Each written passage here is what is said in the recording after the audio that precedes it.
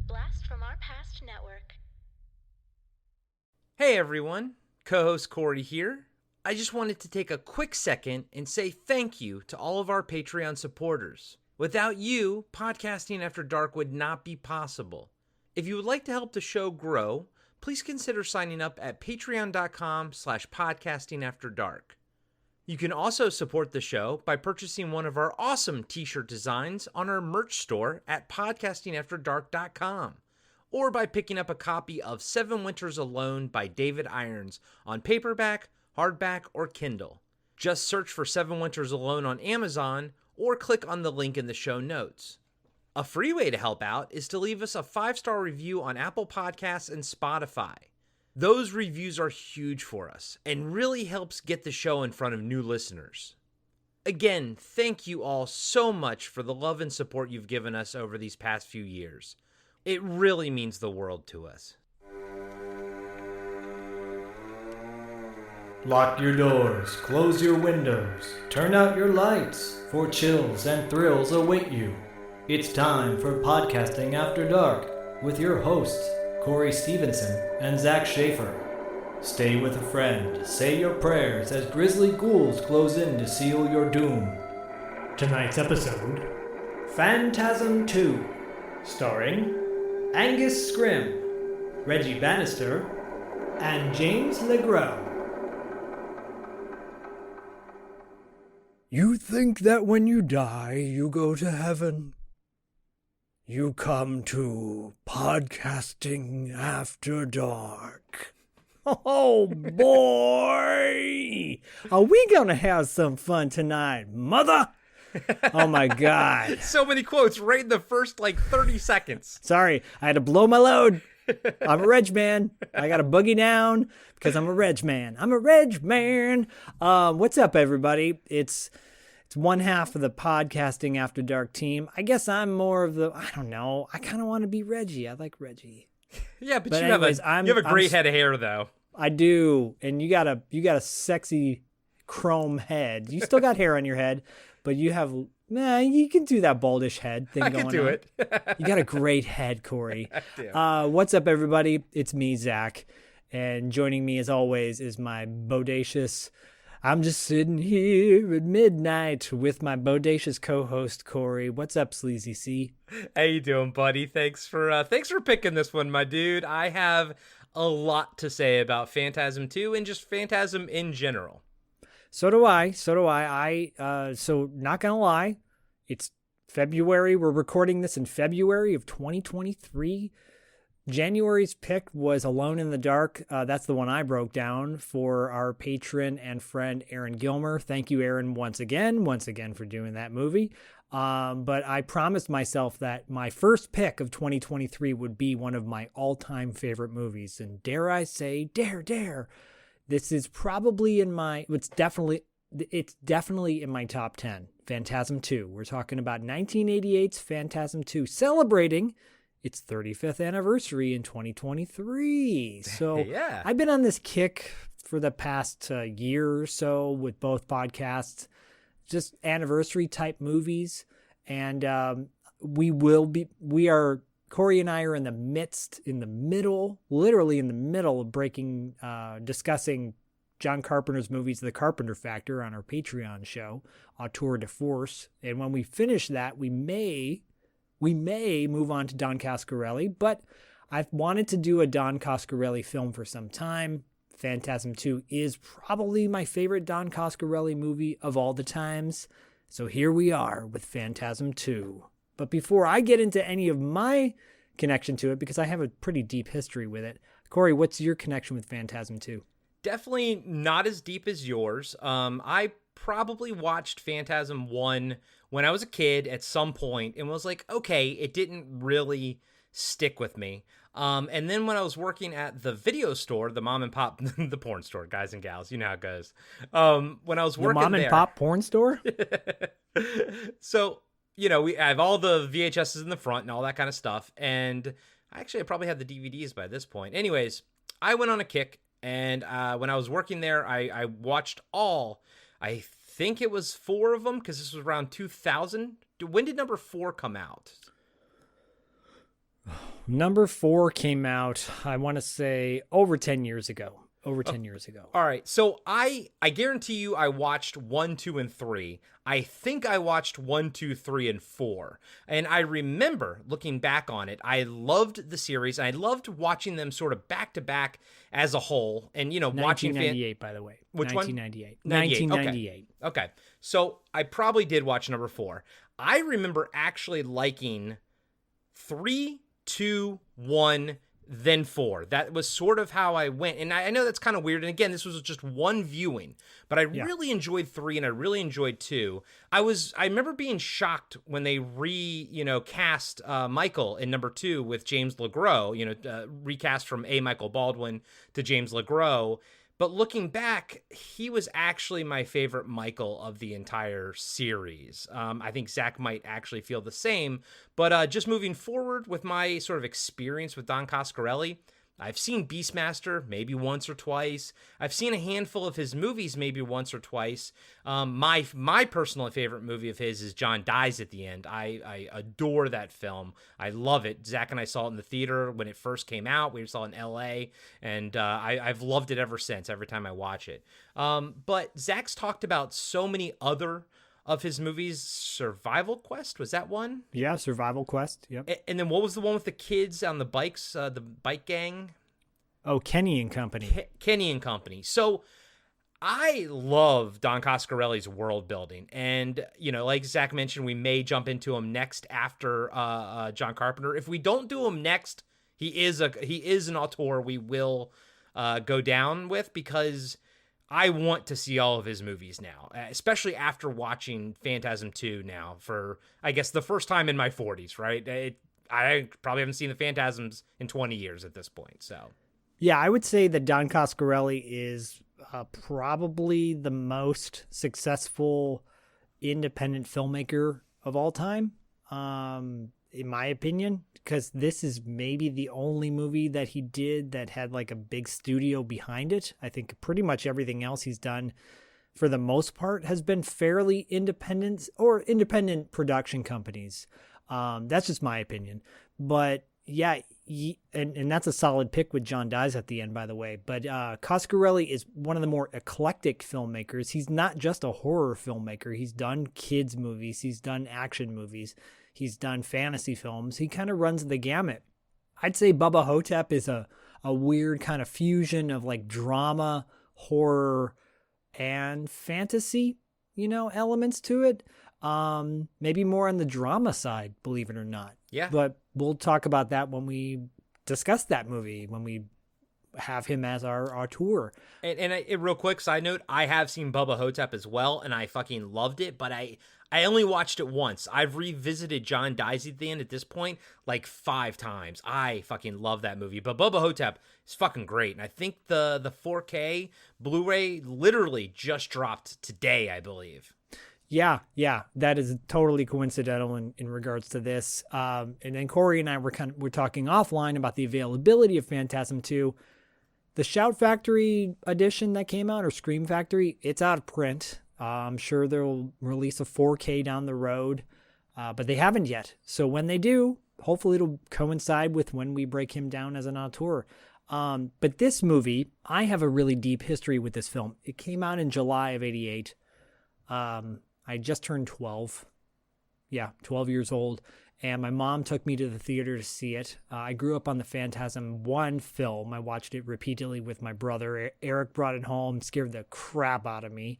I got night terrors because of the tall man, Angus Scrimm. He freaked me out. And as I got older, I was 12, almost a teenager, and playing with my G.I. Joes and playing Marvel role-playing games, and was so into like action adventure. And here comes along this movie that is quite different in tone to the original Phantasm. It's more of like an action movie. I equate it to Alien and Aliens in many ways.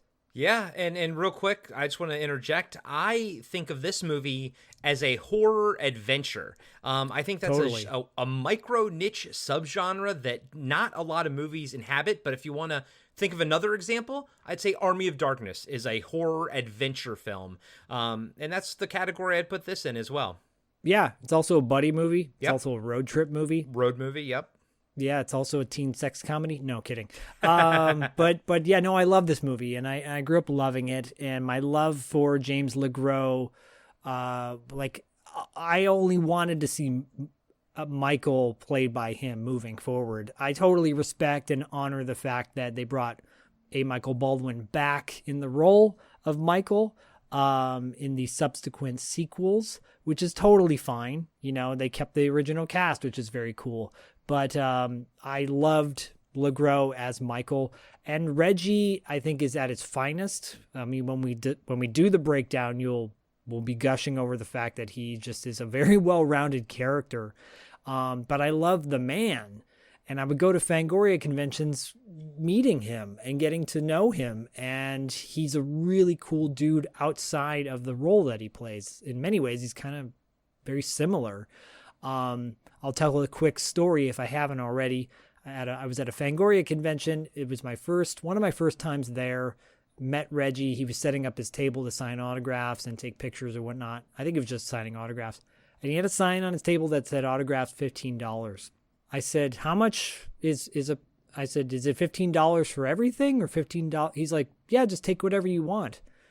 And I go, oh, okay. So he had like 5 or 6 different pictures, and I grabbed all of them. And he signed each one completely different. One was have a fantastic day, PHAN. Keep your pocket full of shells was another one. Get the fuck back, PHUC. All these different ones, right? And he signed them all to me, and I gave him $15, and he kind of gave me this look like, did I do that right? I'm not sure if I did that right. And I got one of his CDs. I still have it. He had a band called Reggie Bannister and the Jizz Whalin' Ya Doggies. My God. Yeah, I'll have to dig it up and take a picture of it for you. But after that, I saw him the following year, and at his table it said $15 per photo. Yeah. Because someone probably was like, what the hell are you doing? You know? Yeah. You're losing all this money. And I mean, I felt bad for the guy. I think I actually probably I got another picture, and then I gave him more than I was supposed to. I think I did. I don't remember. You're such a stand-up kid. I try. Because I felt bad. I'm like, oh my God, I literally took like 6 pictures. I should pull all those out and show you too. Anyways, this movie, like I would dream about this movie. I would think about this movie. I would draw about this movie. In my role-playing Marvel game, I created a character that was based around a fusion of Mike and Reggie and Jack Death from Trancers, and just obsessed with Phantasm II. It was like my go-to action movie always to watch. So I love this movie. And I think that if I saw this one when I was around that age, maybe 11 or 12, I think it would have stuck with me stronger. I think I saw Phantasm 1 was kind of like, you know, I don't know what I thought as a kid. It just didn't click. It just didn't click with me. Looking back on it now, I always kind of forget there's a massive gap time-wise between 1 and 2, whereas 1 is technically a 70s horror film, and then part 2 is an 80s horror film. I always think of Phantasm as being just an 80s horror franchise, but that's not actually true. But yeah, I can see it, dude. I can see it with the 4-barreled shotgun, the awesome car, the fun quips back and forth. The chemistry with James LeGros and Reggie Bannister is fan-fucking-tastic in this. Yeah, I can see why this one really, really stuck with you. Yeah, you know, and you mentioned that Phantasm 1 is a 70s movie. It came out in 79, so it's right on the cusp. Great year for movies, Phantasm and The Warriors, for example. Yeah. And 79 still has that 70s look, like, because even in 80 and 81, you're still getting that sort of 70s vibes and everything. Yeah, because they probably filmed it in like 78, you know? So I love the fact that this picks up 8 years later. Or 9 years later, right? We'll talk about that. And it's like perfectly timed out. You know, Michael looks age appropriate. He looks like a 19-year-old kid in this. And I think Brad Pitt actually was originally potentially up for the role of as Michael. So who would have thought? And if you go to James LeGros' IMDb page, He like even mentions the fact that he's not Brad Pitt in his little bio, or whoever wrote that for him. It's very like tongue in cheek, and it's entertaining actually. Because like who reads this stuff, right? But this movie, was backed by Universal, so it's a bigger budget, and it shows what Coscarelli can do with a bigger budget. But he maintains the integrity of the original, in my opinion. Yeah, because I mean, obviously, I think he had $3 million for this from Universal. The reason this got first off, the reason it got greenlit and then sort of promoted and helped was the president of Universal at the time was a big horror fan, and he's the same guy who greenlit Army of Darkness and whatnot. So we got a lot of good horror movies from Universal at this time, but also with that stipulation was they had to audition. Reggie Bannister and A. Michael Baldwin had to re-audition for the roles because both of them had been out of acting for so long. And I think Don Coscarelli, and this is based on the documentary that I watched on the Shout Factory Blu-ray, he kind of regrets, he loves James LeGros, and the chemistry was great. And I think part 2 works out really well, but I think he does regret not having A. Michael Baldwin in there. And the studio, I don't think was ever really going to let him use A. Michael Baldwin. I think that audition was just like a hollow courtesy. Yeah, no offense to A. Michael Baldwin, but it doesn't, like, James LeGros looks like a leading man. No offense to A. Michael Baldwin. I don't like his face. I like James LeGros. And no offense to all those Phantasm fans out there that love him, because, yeah, that's fine. You can love people, but we don't love him the same way. We don't love him the same way. Yeah, we love him like a brother, not a boyfriend. There you go.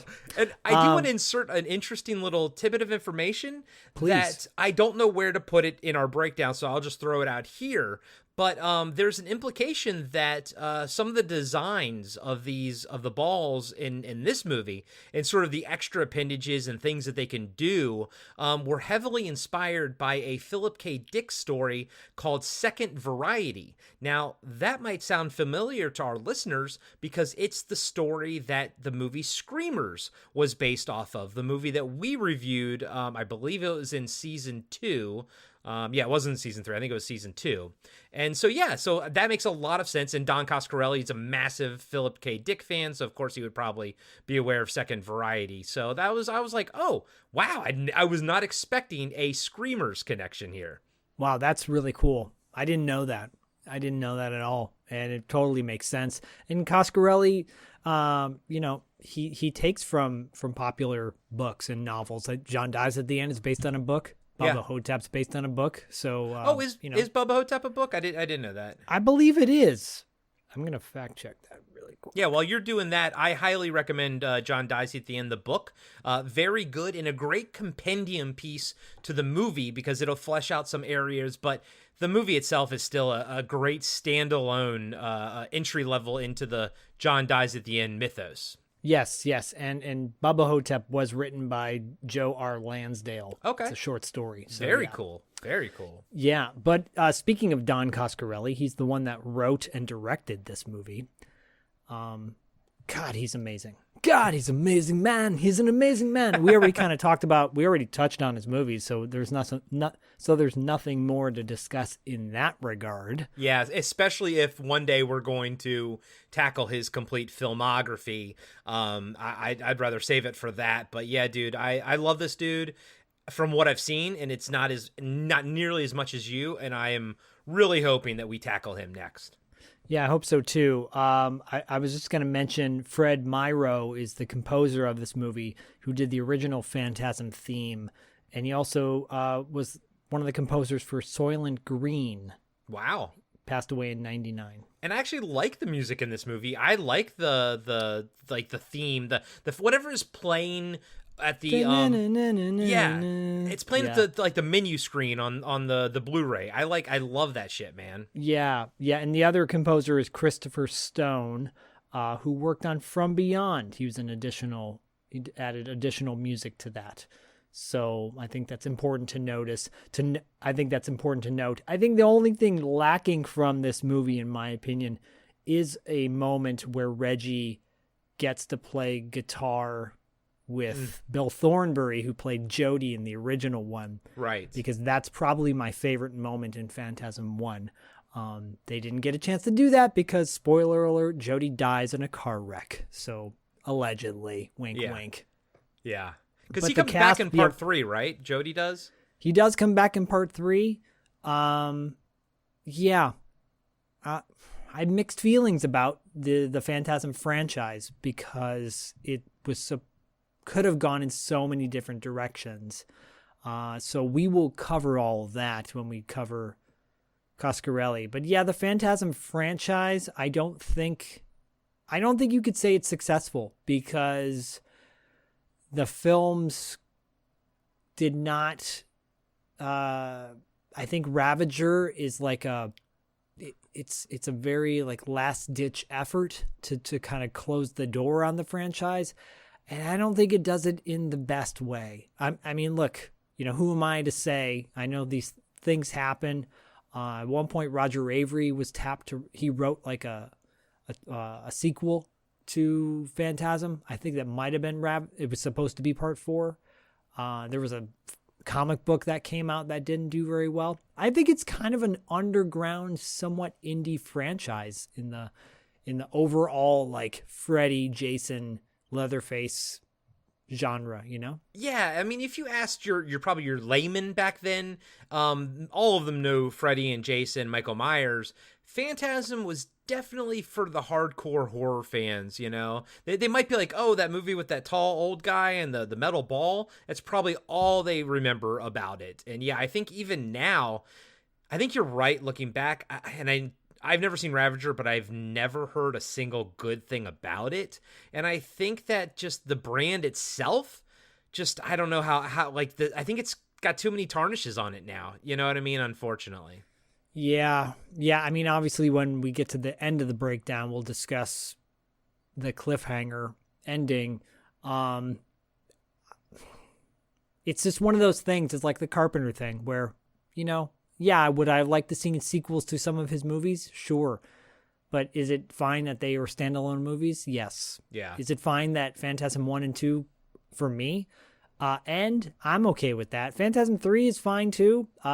I think maybe they just should have ended it as a trilogy, but And we're talking about standalone movies. I do want to say that even though I have seen Phantasm 1, I did not watch it before watching this. Zach and I sort of talked offline about it, and Zach suggested, what? Why don't you, because the beginning of it does a great sort of recap and everything. He's like, watch it without watching part 1. I was like, that's a good idea. I'll see how well it sort of holds up and how well I can follow it without having recently watched part 1. And I gotta say, it does a great job as a standalone little horror film. The beginning, you learn what you need to learn, and if this is the first time you're watching the whole series and you start with this, great. You can always go back and watch part 1 later, if you want to. But I don't think you'll be lost at all watching part 2 to start with. No, I don't think you are at all. I think it's a fine standalone film, in my opinion. Yeah. So as far as the cast is concerned, we pretty much talked about James LeGros. I think a lot of people will recognize him from Drugstore Cowboy, Point Break. He was on a funny episode of Friends. He's a very talented kind of indie actor. He's done a lot of mainstream stuff, but he's also done a lot of indie films as well. Yeah, and I just want to shout out, he had a great little character arc on Justified. I can't remember what season it was. I think it was like season 2 or something. But yeah, he had a great little moment. It wasn't anything major, maybe just a couple episodes, but I enjoyed him on there.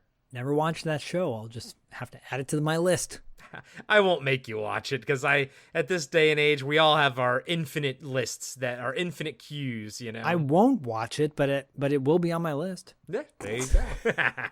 Reggie Bannister, I mean, come on. It's like he's the Reg Man. If you don't know him from Phantasm, then you probably don't know him at all. Because besides Phantasm, well, wasn't there... there was Phantasm Oblivion, which was part 4. Then there was Phantasm Ravager, which was the 5th one. Yeah. There's 5 in the series. Yeah. Probably should have ended after 3, but we'll talk about that another time. Yeah, and so like every other movie, if it's not a Phantasm film, it all looks like straight to DVD generic horror films that he's works a ton, but it's nothing, there's nothing jumps out that I really notice other than, he was in Bubba Hotep. Obviously, Coscarelli's gonna, keep using him and everything, but yeah, it's... Yeah, he's been in, I think he's been in most of Coscarelli's films, going back to Jim, the World's Greatest. I think that was Coscarelli's first movie in 1975. He's I think he's retired at this point. I know he's physically not doing as well as he once was, but the man is much older. He's still married to the same woman, Gigi Bannister, who kind of handles his duties, his day-to-day stuff. But he still shows up for appearances and whatnot. And God, he's just I only have positive things to say about the guy. He's a great guy. Angus Scrimm has also mostly done Coscarelli films, although he has done other films as well. One of them briefly was Chopping Mall, right? Had a little appearance in there. quick appearance. Angus, didn't even get a close-up. No, unfortunately. He's the tall man. He's mostly known for the tall man. He did a rendition of The Raven, a live rendition of The Raven at a Fangoria convention once, just like picked up the mic and started going into the whole Raven speech, which was pretty amazing. Nice. He passed away in 2016 at the age of 89. Yep. So as you all know, that's a good run. That's a great run. Paula Irvine has not been in a lot of stuff. This is probably her biggest role. She reprises it in Phantasm II. We won't talk about that too much, but she did a lot of television, kind of tapped out in the mid-90s. Yeah, a lot of, 90210, Santa Barbara, Growing Pains, stuff like that. Yeah. Someone who went on to a larger, quote-unquote, career was Samantha Phillips, who plays Alchemy or Chemi.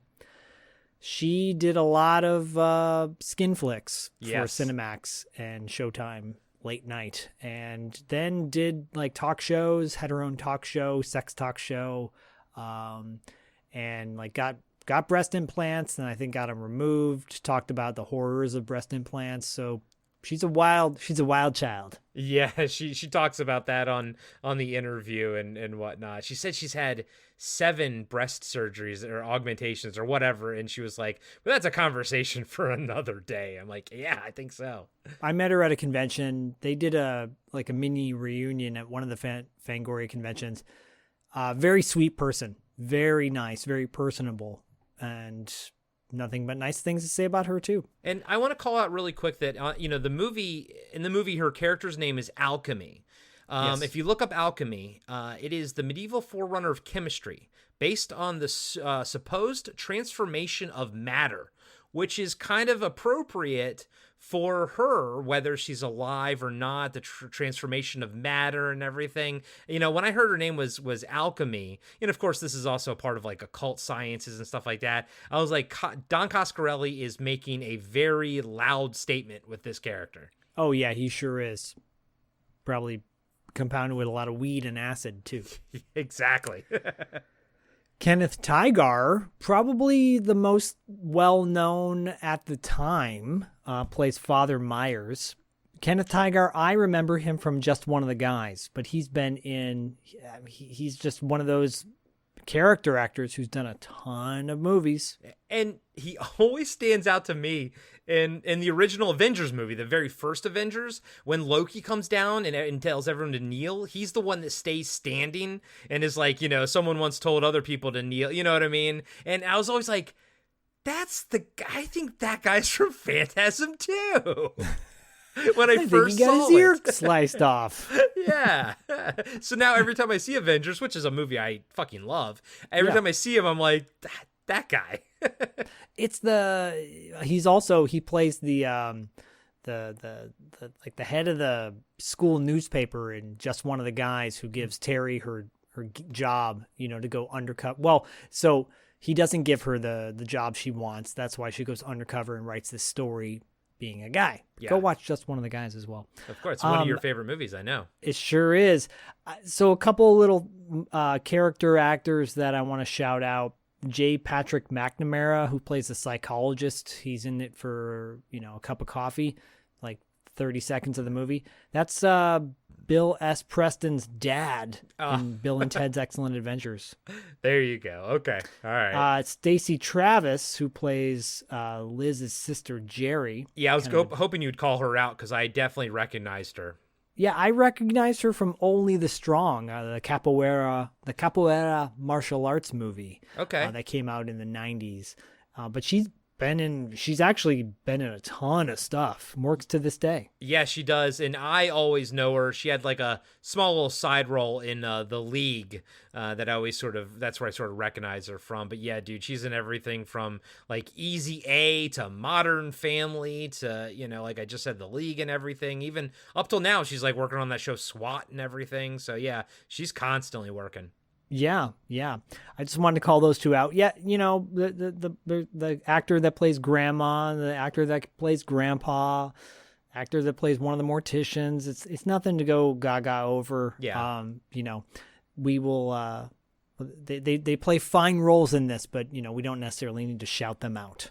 Yeah. Now everyone does a great job in this, but the cast, it's not a very big cast, and the world feels very empty, which I love. This movie is a world builder's dream come true. And me being like, I love trying to figure out what's going on around that corner, or what's going on the day before all this shit was happening. This movie in this series is so ripe and open for world building that it's a wet dream, dude. I love it. Yeah, I totally agree. Before we start with the breakdown, I just want to quickly also recognize the locations, because I think this film is just ripe with really interesting areas. If you go to IMDb, they list all the locations where they shot this thing, but it's all over California. None of it's in Oregon. I was going to say, it's not Oregon at all. No. They filmed it all over the valley, Chatsworth, Hawthorne, Valencia, like great, but there's some great kind of scenic shots of these long stretching highways. That's all Los Angeles. Yeah. But that's all Southern California. Yeah, and it still gives me, when I see shots like that when they're driving around and stuff, I love it, but it always gives me like Knight Rider vibes, because those are all the roads they would be driving down on Knight Rider and whatnot. Yeah, I mean, as a kid growing up, I'm like, I want to go there. Well, you grew up, you were a lot closer to it than I was when you were up in the Bay Area. That's true. My parents are like, do you want to go to Disneyland? I'm like, no, I want to go see where they shot Phantasm II. Phantasm II, yeah. But let's just get into Phantasm II. Well, tall man, you want to give us the sign? Sure, boy. Phantasm. The delusion of a disordered mind, a phantom, a spirit, a ghost.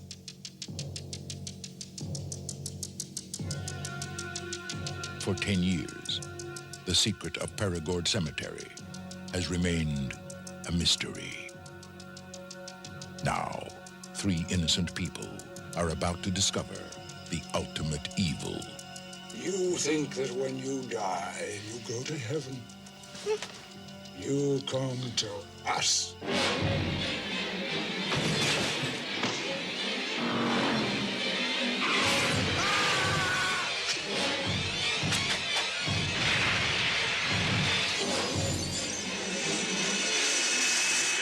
We've got to warn people.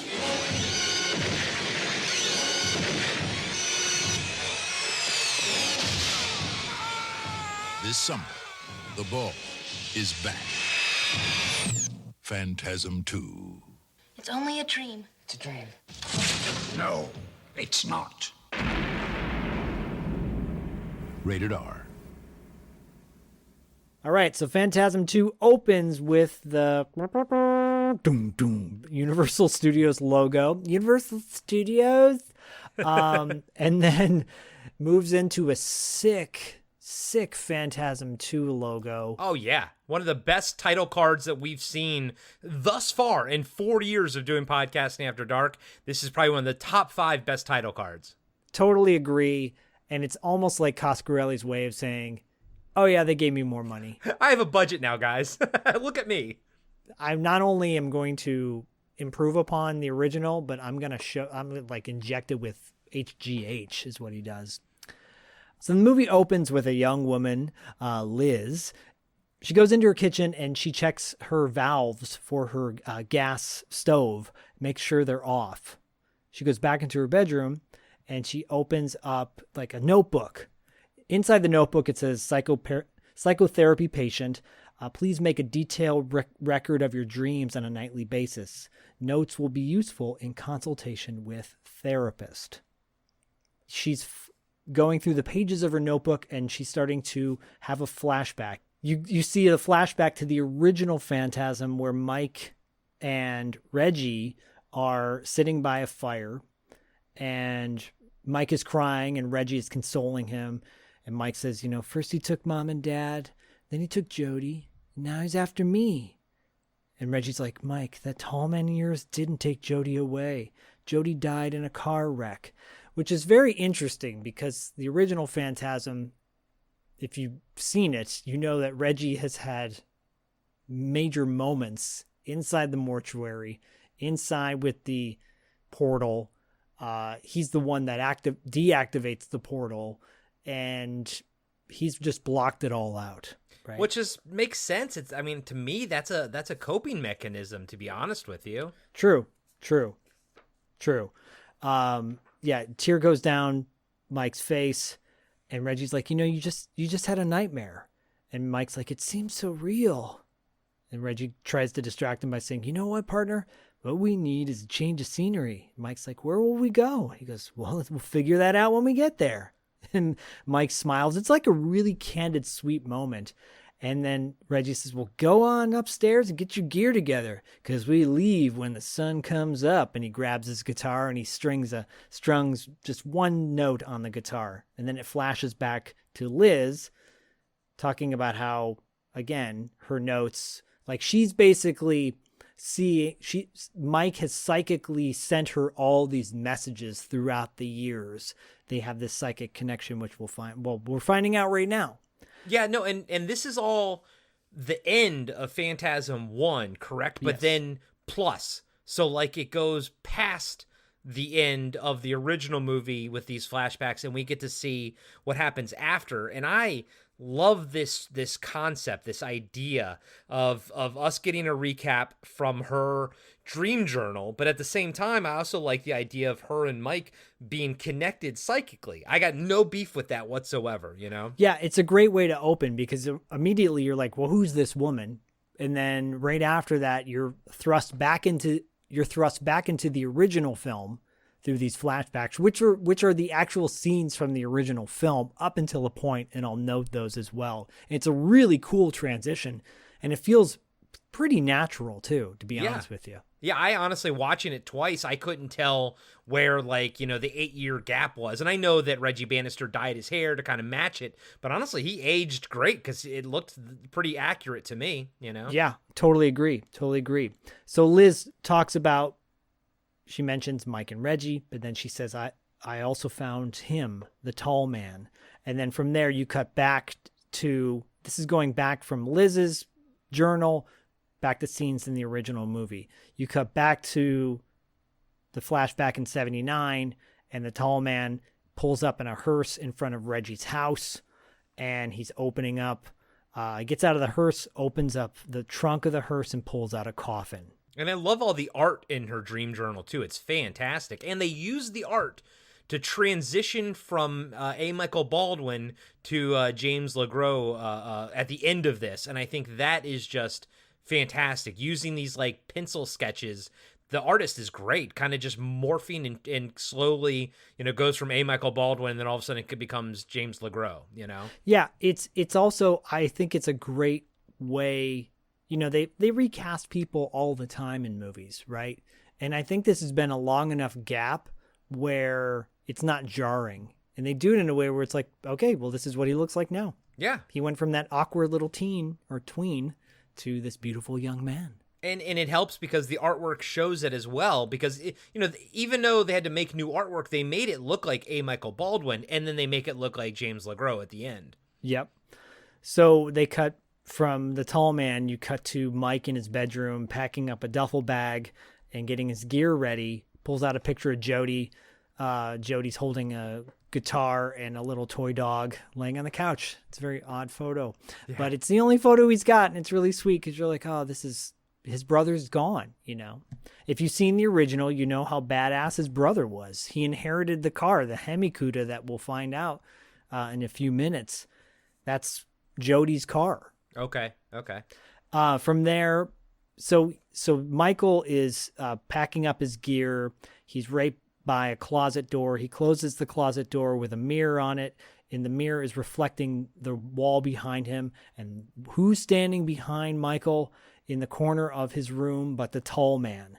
Michael's shocked, turns around, and all the tall man does is look at him and say, "Boy."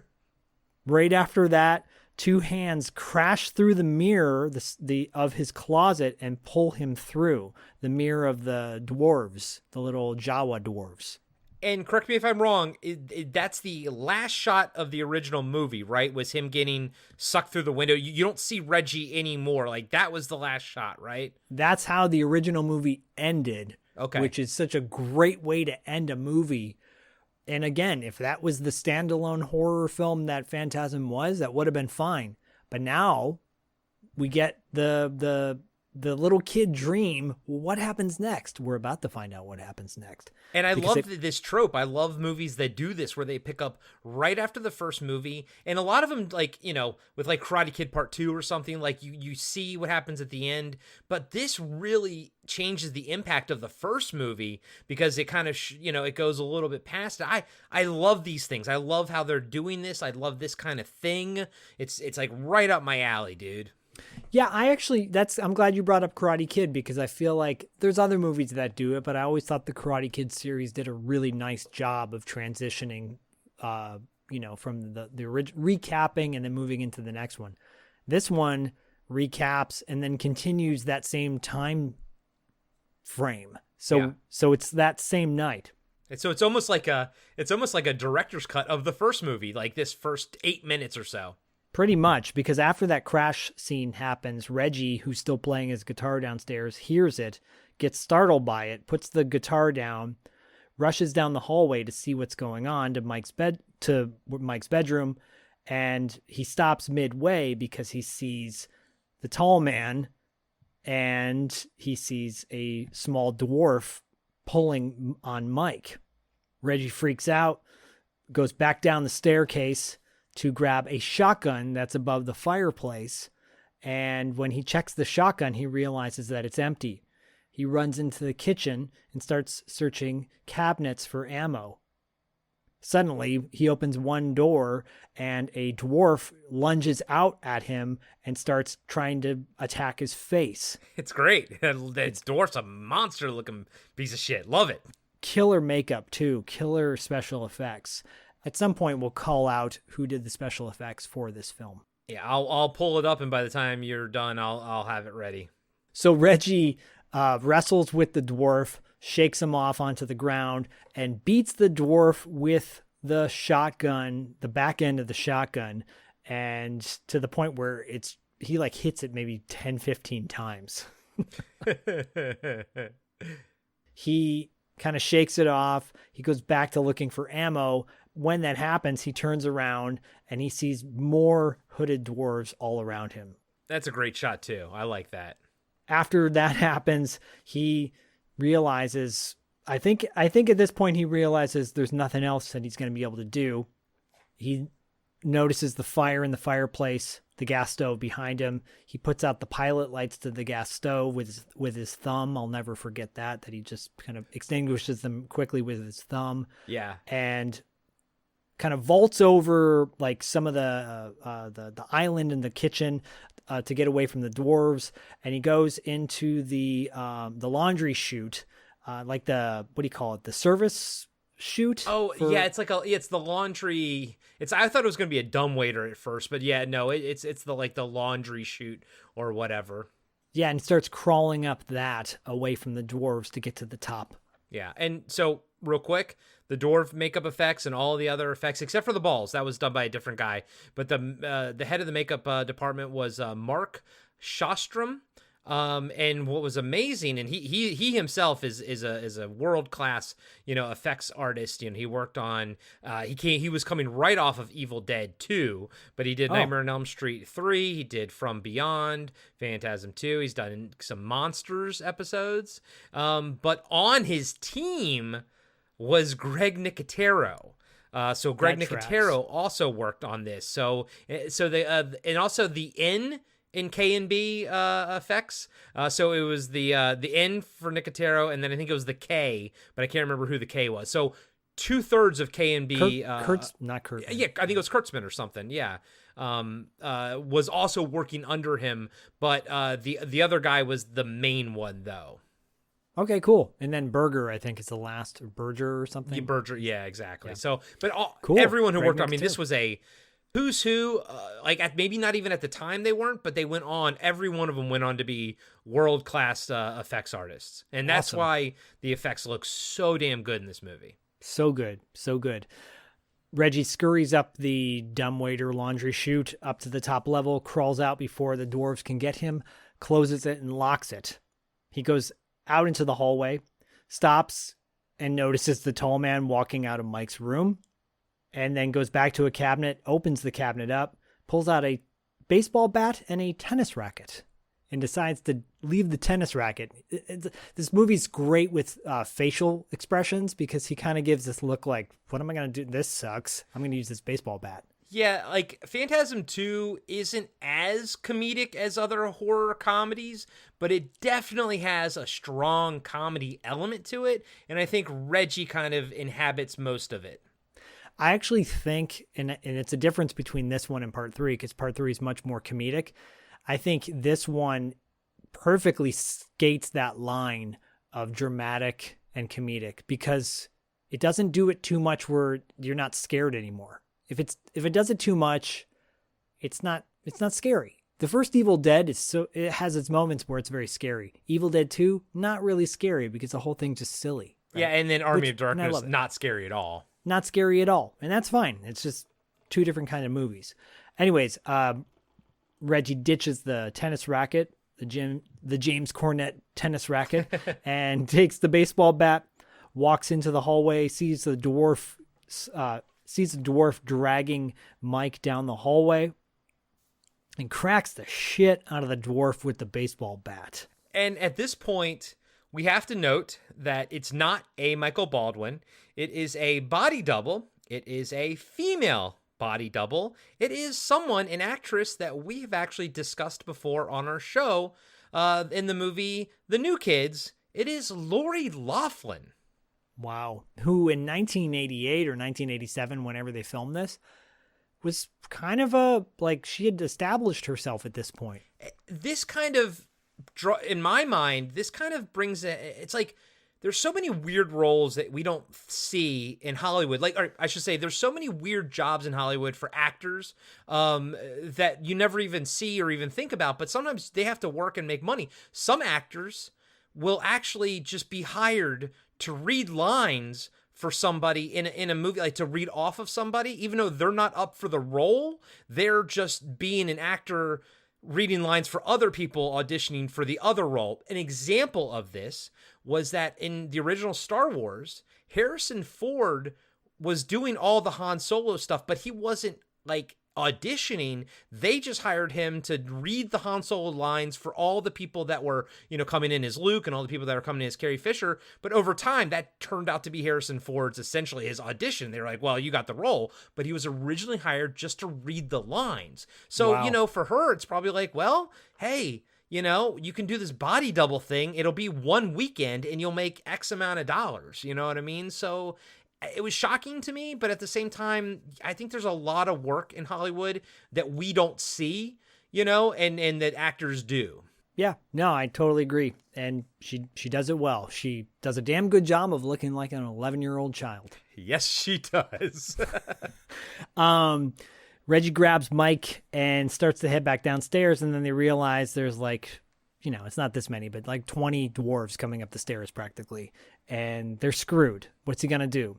Time is ticking on the gas with the fireplace getting close. You see a reminder of that. And Reggie grabs Mike and he rushes out Mike's window, out the window, the second story of the house, crashing down to the ground. They run away from the house and the house explodes. And when it does, Reggie holds Mike down, tells him to stay down, says it's okay. You cut to the tall man watching the blaze go up and closes the casket and the trunk of the hearse and gets in the car to leave. And dude, so this is an amazing explosion. So they blew up a house. They really blew up a house. That was it was on the path of the 105. That they were so basically it was in the movie Suburbia.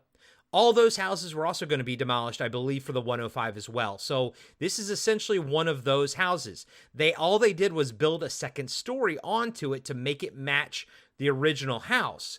Now, they had the explosion, since it's so close to the airport, they had to time it. They had a 10-minute window where there were no planes flying basically in the flight path. They could not blow it up with planes flying over, so they had to wait. And it gets even cooler. They filmed 3 shots. They filmed the Reggie with Lori Loughlin as young A. Michael Baldwin. They filmed the same. And on the other side of the house, they had the tall man walking to the car. So that is the same explosion as the one that Reggie and A. Michael Baldwin or Lori Loughlin are hanging out by. And it's also the same explosion that James LeGros and Reggie see in the car. But the way that's shot, James LeGros was sitting next to a Reggie double. So Reggie's house that explodes later is the same house that explodes right here.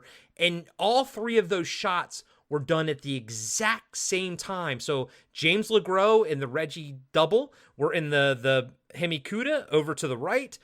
Reggie Bannister and Lori Loughlin were in the middle. And then the tall man was getting his shot over on the left. And they were all being shot at the same time with the same one house exploding. That's crazy. Amazing.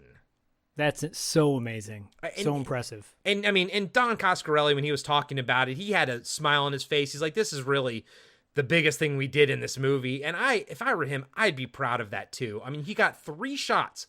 He got 3 shots perfectly. And by the way, the one of Angus Scrimm kind of slowly walking and looking, that's the coolest one. It is the coolest awesome. One. Yeah, and that explosion is epic. Yeah, and it's a huge fucking explosion. So it's a great explosion. Well, he should be championed for that, and also the fact that the car crash that they have at the end is one of the best car crashes I've seen in a long time as well. Yeah, we'll have to talk about that one too, because that's an expensive car that they found a junker version, but still, I think even that junker version was kind of expensive. Totally. I meant to mention this at the opening of the episode as well. So when the movie does open and Liz's eyes open and then she gets up to go check the gas on her stove and she opens up her notebook, that's when she mentions that it's 8 years ago that her visions began. So her visions began the moment this all went down, basically. And so my question to you is, was Mike psychic in the first movie, or is that something they completely added to this one? Well, there is a weird psychic or supernatural element in the first Phantasm when he meets Michael, goes and visits his friend, whose like grandmother is a like a fortune teller, okay, or like a truth seeker, truth sayer, like truth sayer. Yeah. And he puts his hand in this box, and he can't get his hand out of the box, and there's like supernatural elements. So this movie has already established itself. This franchise has already established itself as being supernatural, something that we can't explain, just happens. And they don't really talk about that. They don't talk about this, how they get this psychic connection. But I guess we're to believe through the trauma This is my world building. Through the trauma, he unlocks this ability. Okay. Which doesn't get played up all that often. If you think about it, you'd think he'd be able to find her a lot faster if he had a stronger link. But anyways, but yeah, through this series of events, this is how Liz was able to find Mike and Reggie. Cutting back to Liz with her voiceover, looking at pages from the sketchbook, she sees the picture of young Mike in her sketchbook, and then she talks about how she doesn't know where the tall man comes from, maybe another dimension. She's turning pictures of the different creatures that kind of the tall man commands. There's sketches in her book of the little Jawa dwarves. There's guys with gas masks on, which will come into play later on in the movie. Her voiceover continues. She talks about how the tall man destroys towns and plunders them. There's the shot of the cemeteries being empty. She says he feels him coming closer. She knows that he sees her. She and Mike both know what he can do. And then she says, Mike, we've grown up together. I don't even know if you're real. But there's a picture now of older Mike with hearts around him and his name written out. Then you cut to a scene of Mike running in the mausoleum from the original movie. This is like out of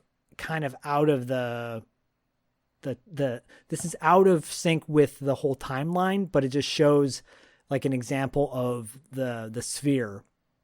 And it cuts back to a scene where Mike is in the mausoleum. I think it's like midway, 3/4 of the way through the original Phantasm, where Mike is being chased by the silver sphere. I think they just wanted to show that just to like identify, just to remind the audience of like some of the shit that the tall man can do. Yeah, and I think you need to show the sphere no matter what. Yeah. And she continues her narration. She says, and now my dreams have returned. Soon my grandfather will die and my visions will become real. And she starts saying, please help me, Mike. And you see a picture of her grandpa and grandmother. And you cut to her grandfather on a mortuary table having his mouth stitched up. Yeah, that's which cool. I'm like, oh, is that how they keep the mouth? Like they stitch it up and then they cut the stitches afterwards to keep the mouth closed? I guess so, yeah. And that's when she's staring at the picture of the new Mike and she's like, I need you, Mike. Mike, help me. Help me, Mike, help me. I know you're out there. And then suddenly the new Mike's eyes open up. Help me, Obi-Wan Kenobi. You're my only hope. Pretty much. And now we see 19-year-old Mike sitting up in bed in a hospital. He's at the Morningside Psychiatric Clinic. He's looking handsome and rugged, right? Like a buff 19-year-old. I think this was James LeGros' first starring role too. So. Oh yeah, yeah. He's looking stacked. And then from there, Mike's in therapy, talking to his psychiatrist or talking to his therapist, Mr. Preston. Yes, Bill as Preston's dad, who's having sex with Missy. Yeah. I mean, Mom. Hi, Missy. I mean, Mom. So Mike is talking to the therapist saying, I guess you could say that I really went off the deep end. I got to the point where I couldn't distinguish between reality and fantasy. And then you hear a voiceover in his mind saying, that's good. Keep it up. And I got to say, the voiceover stuff, it's not done a lot in this movie, but it's better than David Lynch's Dune. I agree. And he goes on to say, I don't blame Reg. What could he have done? The dreams took hold of me. And then the voiceover says, just tell him what he wants to hear. And Mike says, I'm looking forward to moving on with my life. And then the voiceover says, I got to get out of here. She needs me. Cut to the therapist saying, it's been a tough 7 years, but you've come a long way. And I'm like, oh shit, it's the dad from Bill and Ted's. He goes, be well, Michael. And remember, it was all in your imagination. And Michael gets up. And as he's walking out of the therapist's office, he goes, like, fuck it was. And I love that. I love that he says that. Like, no, fuck no. Because you immediately cut to the next scene, which is at a cemetery, the Morningside Graveyard. It definitely looks like an LA cemetery. It's way too big. Yeah, it's so big. and Mike is in a grave with a pickaxe. Mike raises the pickaxe to swing, and someone grabs it.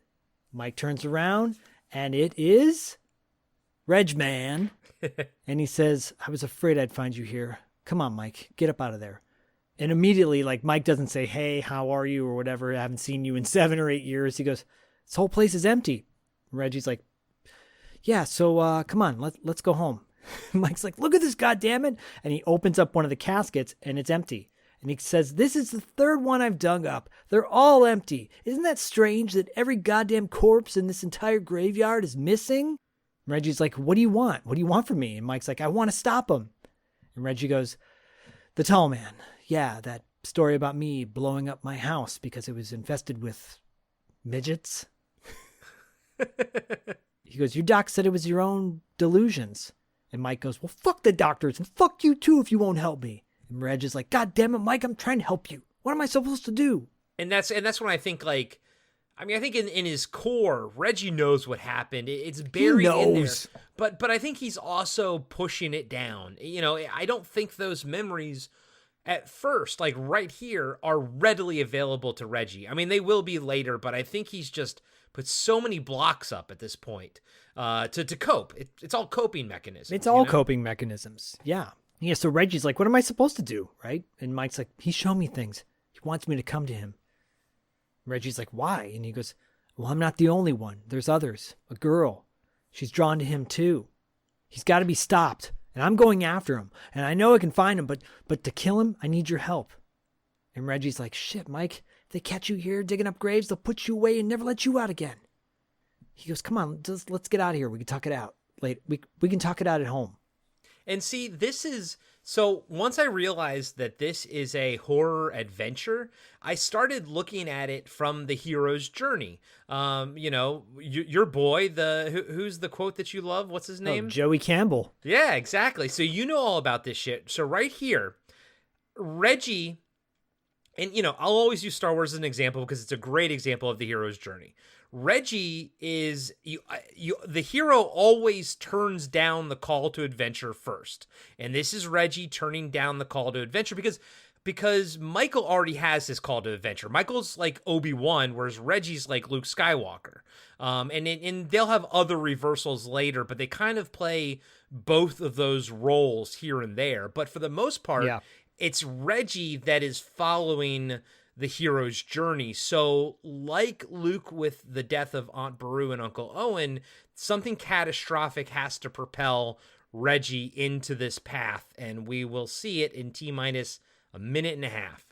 We will. And I really want to, as you were saying this and talking about Reggie specifically, I just wanted to point out, so this is a big budget studio film for a movie, and it's a sequel 8 years later to a movie that was super cult, under the radar. And one of its main leads is a guy that mainstream audiences have never really ever seen before. It's one of their main leads is a middle-aged bald guy. Well, no, I'm saying like, yes, well, he's middle-aged bald guy who no one's ever seen, and mainstream audience. And the other one is this young new kid actor. And this movie is a summer movie. It came out in July. That is so badass. We'll never see that again, unfortunately. No. But I just want to recognize that really quickly, how special this movie is. And again, that's another reason why I chose this movie. How special is that? Because that shit doesn't happen. No, it really doesn't. I mean, I think there were so many ways that this couldn't have happened that we're lucky that the stars aligned and we got Phantasm II. Yeah. So anyways, from there you cut to the beautiful Hemikuda. Reggie's driving Michael back to his house, and Reggie's kind of going on about, you know, dinner's going to be there. So he's talking about like dinner's there. His Aunt Martha came down and Celeste baked a turkey, and, you know, his daughter Bonnie's just can't wait to meet her Uncle Mike. And I'm like, what time is this? Because it looks like it's midnight or 2 a.m, but they're driving home like dinner's waiting for them. Yeah. So is it supposed to, I think it's supposed to be 7 or 8 o'clock at night, but judging by when Mike got into the cemetery, it's like 2 or 3 a.m. Yeah, I'm with you there. If you analyze it a little bit too hard, you're like, the timeline doesn't quite add up. What I actually enjoyed was we don't see Aunt Martha. We don't see, I guess, Reggie's wife or his daughter. But him talking about him so realistically like that, I'm like, this is real. This is such a great economical way of filling us in that Reggie has this life and everything. And in 2 seconds, it's going to all be over with. But we never see any of them, and that's okay. It doesn't take away from the emotional impact when they all fucking explode. So they're about to, because unfortunately, because fortunately or unfortunately, Mike has a psychic link to the tall man as well. And he sees the tall man say, "Welcome home, boy." As the other side of the screen, you see the gas stove in Reggie's house being turned on. Mike, immediately terrified, looks at Reg and says, "We got to get the people out of your house. The gas is gonna..." And before he even finishes his statement, you see a shot from the car's perspective of the house, and it's the explosion again from the other point of view that Corey brought up earlier. The house blows up, and again, it doesn't look like the same explosion because it's from a different angle. It looks like a totally new explosion. Another beautiful house, once again, getting blown to smithereens. Reggie screams, they pull over, they get out of the car. Reggie's like, no, we got to get him out. Mike holds him down, and Reggie's whole family is dead. Just like that. Like sister, wife, daughter. Everything. Wow. Horrible. Wow. Hey everybody, Corey here. I just want to let you know that we'll be right back after these short messages.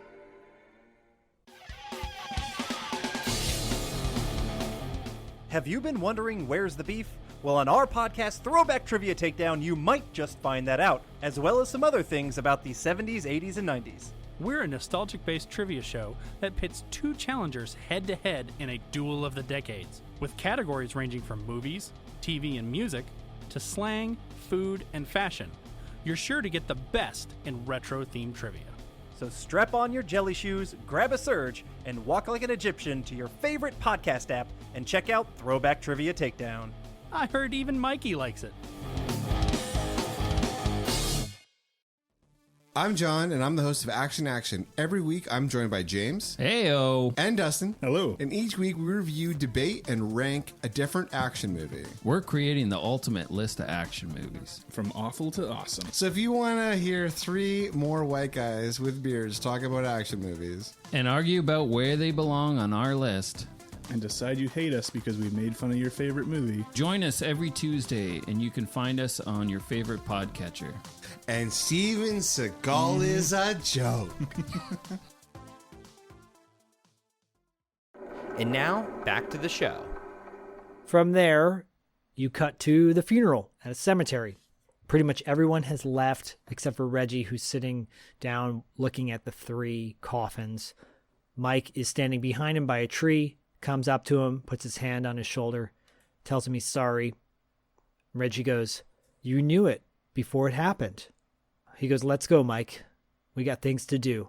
And you cut immediately to the Hemi-Cuda driving off. And, we don't linger, on Reggie's emotions or anything like that. And that's okay. Because, again, this is an adventure. This isn't an emotional movie or anything like that. We're going to move past it. I mean, Luke, was a little upset over Baru and Uncle Owen for a little bit, but, he moved on pretty fucking fast. If anything, he was probably a bit more torn up about Obi-Wan dying than he was about his aunt and uncle. But, in these type of movies, in this moment, we don't need it, man. It doesn't need to be that kind of movie. It does what it needs to do here. It frees Reggie of his responsibilities to society and stuff like that, and he can now move forward in this adventure. And my only other note for this scene is James LeGros looks so much cooler when his hair is slicked back. I agree, and I'm not going to lie. His look later on in the movie with the thermal underneath the t-shirt, I rocked that look and slicked my hair back because I wanted to look just like him. And I was doing it into the mid-90s, early 2000s. So yeah, you're talking about the emotional kind of arc that Reggie's going through, they kind of cover it in the narration, the voiceover of Reggie. Yeah. The music to Phantasm theme plays beautifully, and you see the Hemikuta driving from the wheel. It's just a beautiful freaking car. It's a Plymouth Barracuda. I believe that Don Coscarelli may own one of the original cars. It's probably my favorite car of all time in any movie, period. And I mean, Supernatural is a direct homage to this, right? Big time. Yeah. Big time. I don't think they've ever called that out, and if they haven't, they definitely should. And all you Supernatural fans out there, chime in, tell us what your thoughts are on that. But Reggie's narrating. Yeah, so he's gone through, we don't need to see him being torn up on the floor crying. No. We know that's probably going to happen. Yeah. That's not cool. That's not sexy, Jack. It's not sexy, Jack. And Reggie says, Mike didn't need to ask me anymore. I enlisted for the duration. He told me it might take us years to find the tall man, and if we did, we'd probably die.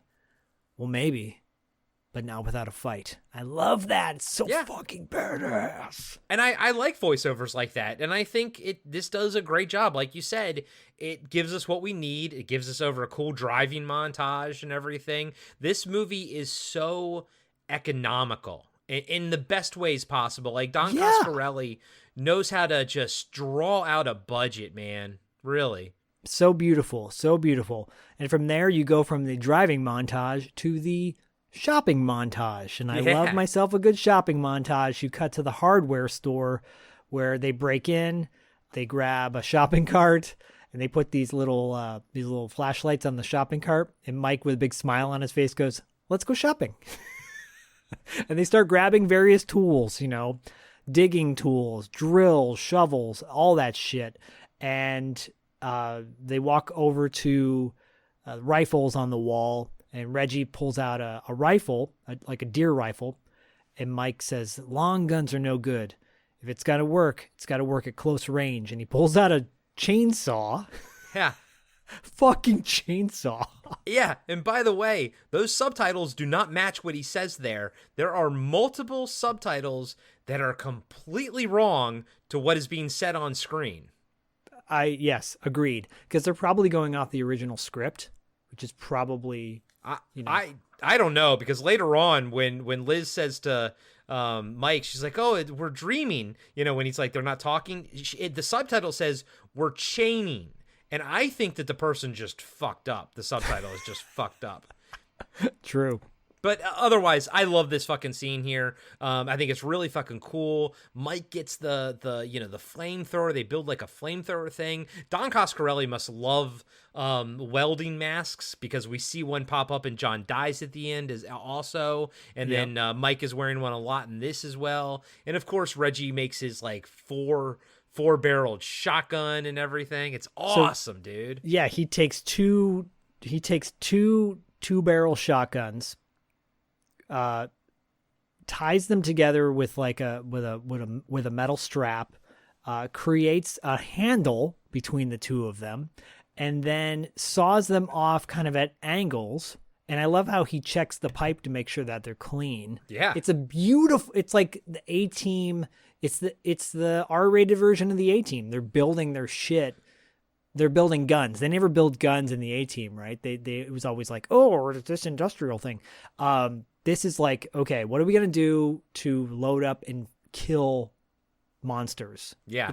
You've never seen, like, the only other scene that I can think of that comes close is Rudy making his stakes in the Monster Squad. Yeah. That's about it. You know? And the silver bullets and whatnot. Yeah, the great scene. And then this scene ends awesomely with Reggie opening the fucking cash register, seeing lots of cash, and you're expecting him to grab wads of it, and he puts cash in there for what they've stolen, because I don't know if this is annoying, guys, but I'm going to keep coming back to it.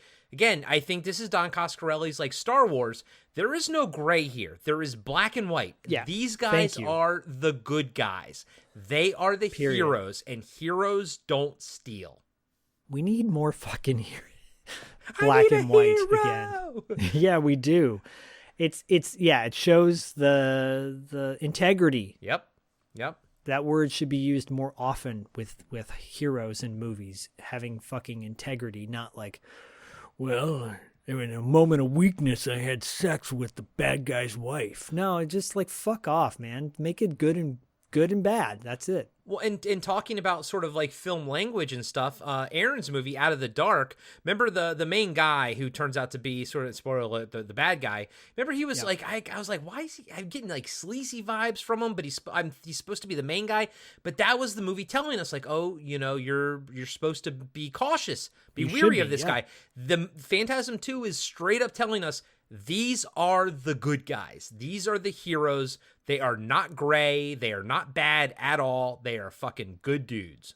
And not only are they good dudes, but they're brave as fuck because they're not running from the problem. They're tracking the problem. They're hunting it down.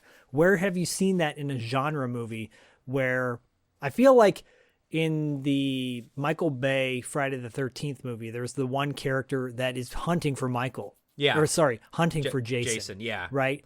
And I love that character, by the way. I think that's badass that the guy goes after Jason. Yeah, that's kind of like this. That's kind of the more like this. If this was a Friday the 13th movie, it would be them basically, hunting Jason Voorhees like in that reboot. Yeah. As much as I love the Dream Warriors, they're kind of wimps. They kind of suck. They're not like, "Nee, I'm the boxer guy, goo goo goo," and they immediately get killed by Freddy. Yeah, you know? they even the wizard kid. I'm always like, you were so powerful, and then he still fucking dies. And I kind of wish they'd always given Freddy a bit more of a workout. You know, how do they call him the Dream Warrior? They're not warriors. Yeah, I think that movie's a smidge overrated. Unlike this movie. Mm-hmm. So, anyways, Reggie's narration continues. There was no use trying to tell anybody. They'd lock us up and throw away the key, which is perfect because it's so fucking crazy. We spent a long time on the road, northwest mostly. Wasn't hard to pick up his trail. The places he'd been always looked the same. Small towns are like people. Some get old and die a natural death. Some are murdered. And you cut to them driving through a deserted kind of main street of a town. Buildings are boarded up. A car is on its side. I think they reused this same location later on for Paragord. They did, and that's... But it's fine. That's A-okay in my book, but you got to carve out 20 minutes for me here to talk about what I love about this series. This is what I love about the Phantasm series. Not only is it a horror adventure film, but it's also a horror fairy tale. And I love this idea that the Pacific Northwest can be littered with these dead towns. And you can't do that nowadays because too much social media and everything. We're all too connected, and we would all know if a town sort of disappeared like this. But in the 80s, you could do this. This is probably the last decade you could do something like this. But what it creates is this awesome, dreamlike horror fairy tale of this world that feels it's our world, but it's slightly off kilter. And I think what adds to that is outside of the therapist, you don't really meet anybody else that's not connected to the horrors of the story. You don't read any newspapers. They don't listen to the radio. They don't see any news broadcasts. So it feels very separated from the rest of society, and thus it gives it this fairy tale like quality that I've never seen in another horror series like this. But when I watched the 3 or 4, when I watched them back in the day, my biggest takeaway was how much I love this idea of just dead towns, of stumbling upon these dead towns in a modern era. Because, you think about that with like the Wild West, like a ghost town, but this is like, a quote unquote current modern era. It's such a cool idea.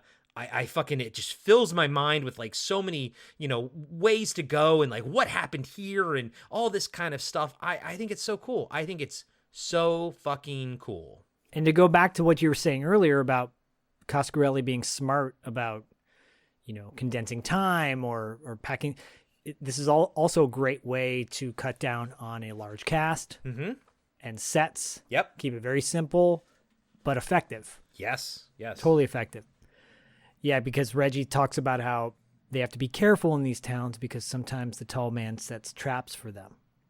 They pull into another cemetery. And this one's cool because this one's kind of real tiny. This is what I suspected. That's what I thought the other cemetery should have looked like, but I like this one. Yeah, they pull into the Meriton County mortuary. Mike says we're too late. Reggie says, let's get the tools and scope it out. I love that. They go over to the trunk of the car to reveal all their weapons, and they start loading up. And they both look fucking awesome, like suited up, you know, with like their armor and shit, you know? Yeah, Mike's got his blowtorch and helmet, and Reggie's got his crossed like bullets and drill bits to go along with his 4-barrel shotgun. They walk up to the front door. Oh, sorry. I got to point out one more accessory that Reggie puts on. He puts on his boogie down hat, which is the coolest fucking trucker hat on the planet. I would love a hat like that. I'm surprised you don't have a replica hat of that. I feel like his wife, Gigi, might be selling those, so I might have to reach out to her and see, because I need one of those hats. Anyways, they go into this small little mortuary.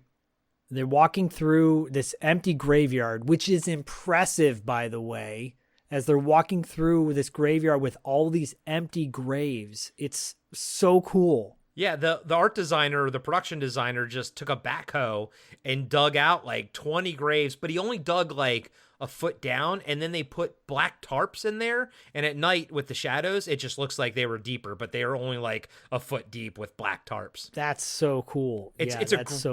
It's a great effect, and it looks amazing. Sure does.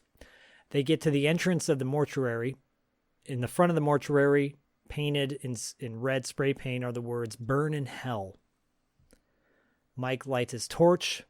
Reggie fires up his chainsaw, cuts an opening. Mike kicks open the door. They're armed and ready to go. They walk into the entry hall, and they see a bloody cross hanging with chains hanging from it. It's really creepy. They start walking down the hallway. Reggie nods to Mike. He goes in one direction. Mike goes in the other. Mike walks into the casket room. And when he enters in there, he's scanning it, and he sees a dead body, a woman's naked body, corpse. It's Sam Phillips, by the way, on the like gurney table. Yeah, right? yeah. And as he looks at her, he also goes over to the embalming liquids, and he looks in one, and you hear like something moving around in it, which is creepy. I like that. Because there's an element to that too. There's some weird creatures that tend to pop up. Yeah. It's cool because I like that, you know, maybe Tall Man doesn't leave things behind all the time, but like the areas get infected by his dimension. And yeah, I noticed that when he looked in the embalming thing, there's like a little, you know, like something in there moves, and that just, but you know, Donnie C doesn't like, you know, zoom in on it or anything. It just leaves it to your imagination. You're like, okay, there's something in there. That's wild, man. Easy to do. Fairly simple. It was just a sound effect, not even a visual one, you know? Yep. As he's looking at all the canisters, he finally turns around and looks back at the dead body on the table, and the body's gone. And that's so cool because let's not forget that this movie is called Phantasm, and a phantasm is like an imaginary image, you know, like a ghost or something that you see and it's not really there. And at first I was like, why would there be such a fresh body there, and you know, and whatnot. And then, but it's not. She's not really there. And that's what's fucking cool. She's a phantasm. I believe the original trailer like defines phantasm. It does. It does. Yeah, it does. Which is cool. Anyways, suddenly you hear Reggie call for Mike. And he's in the boiler room, right? Yeah.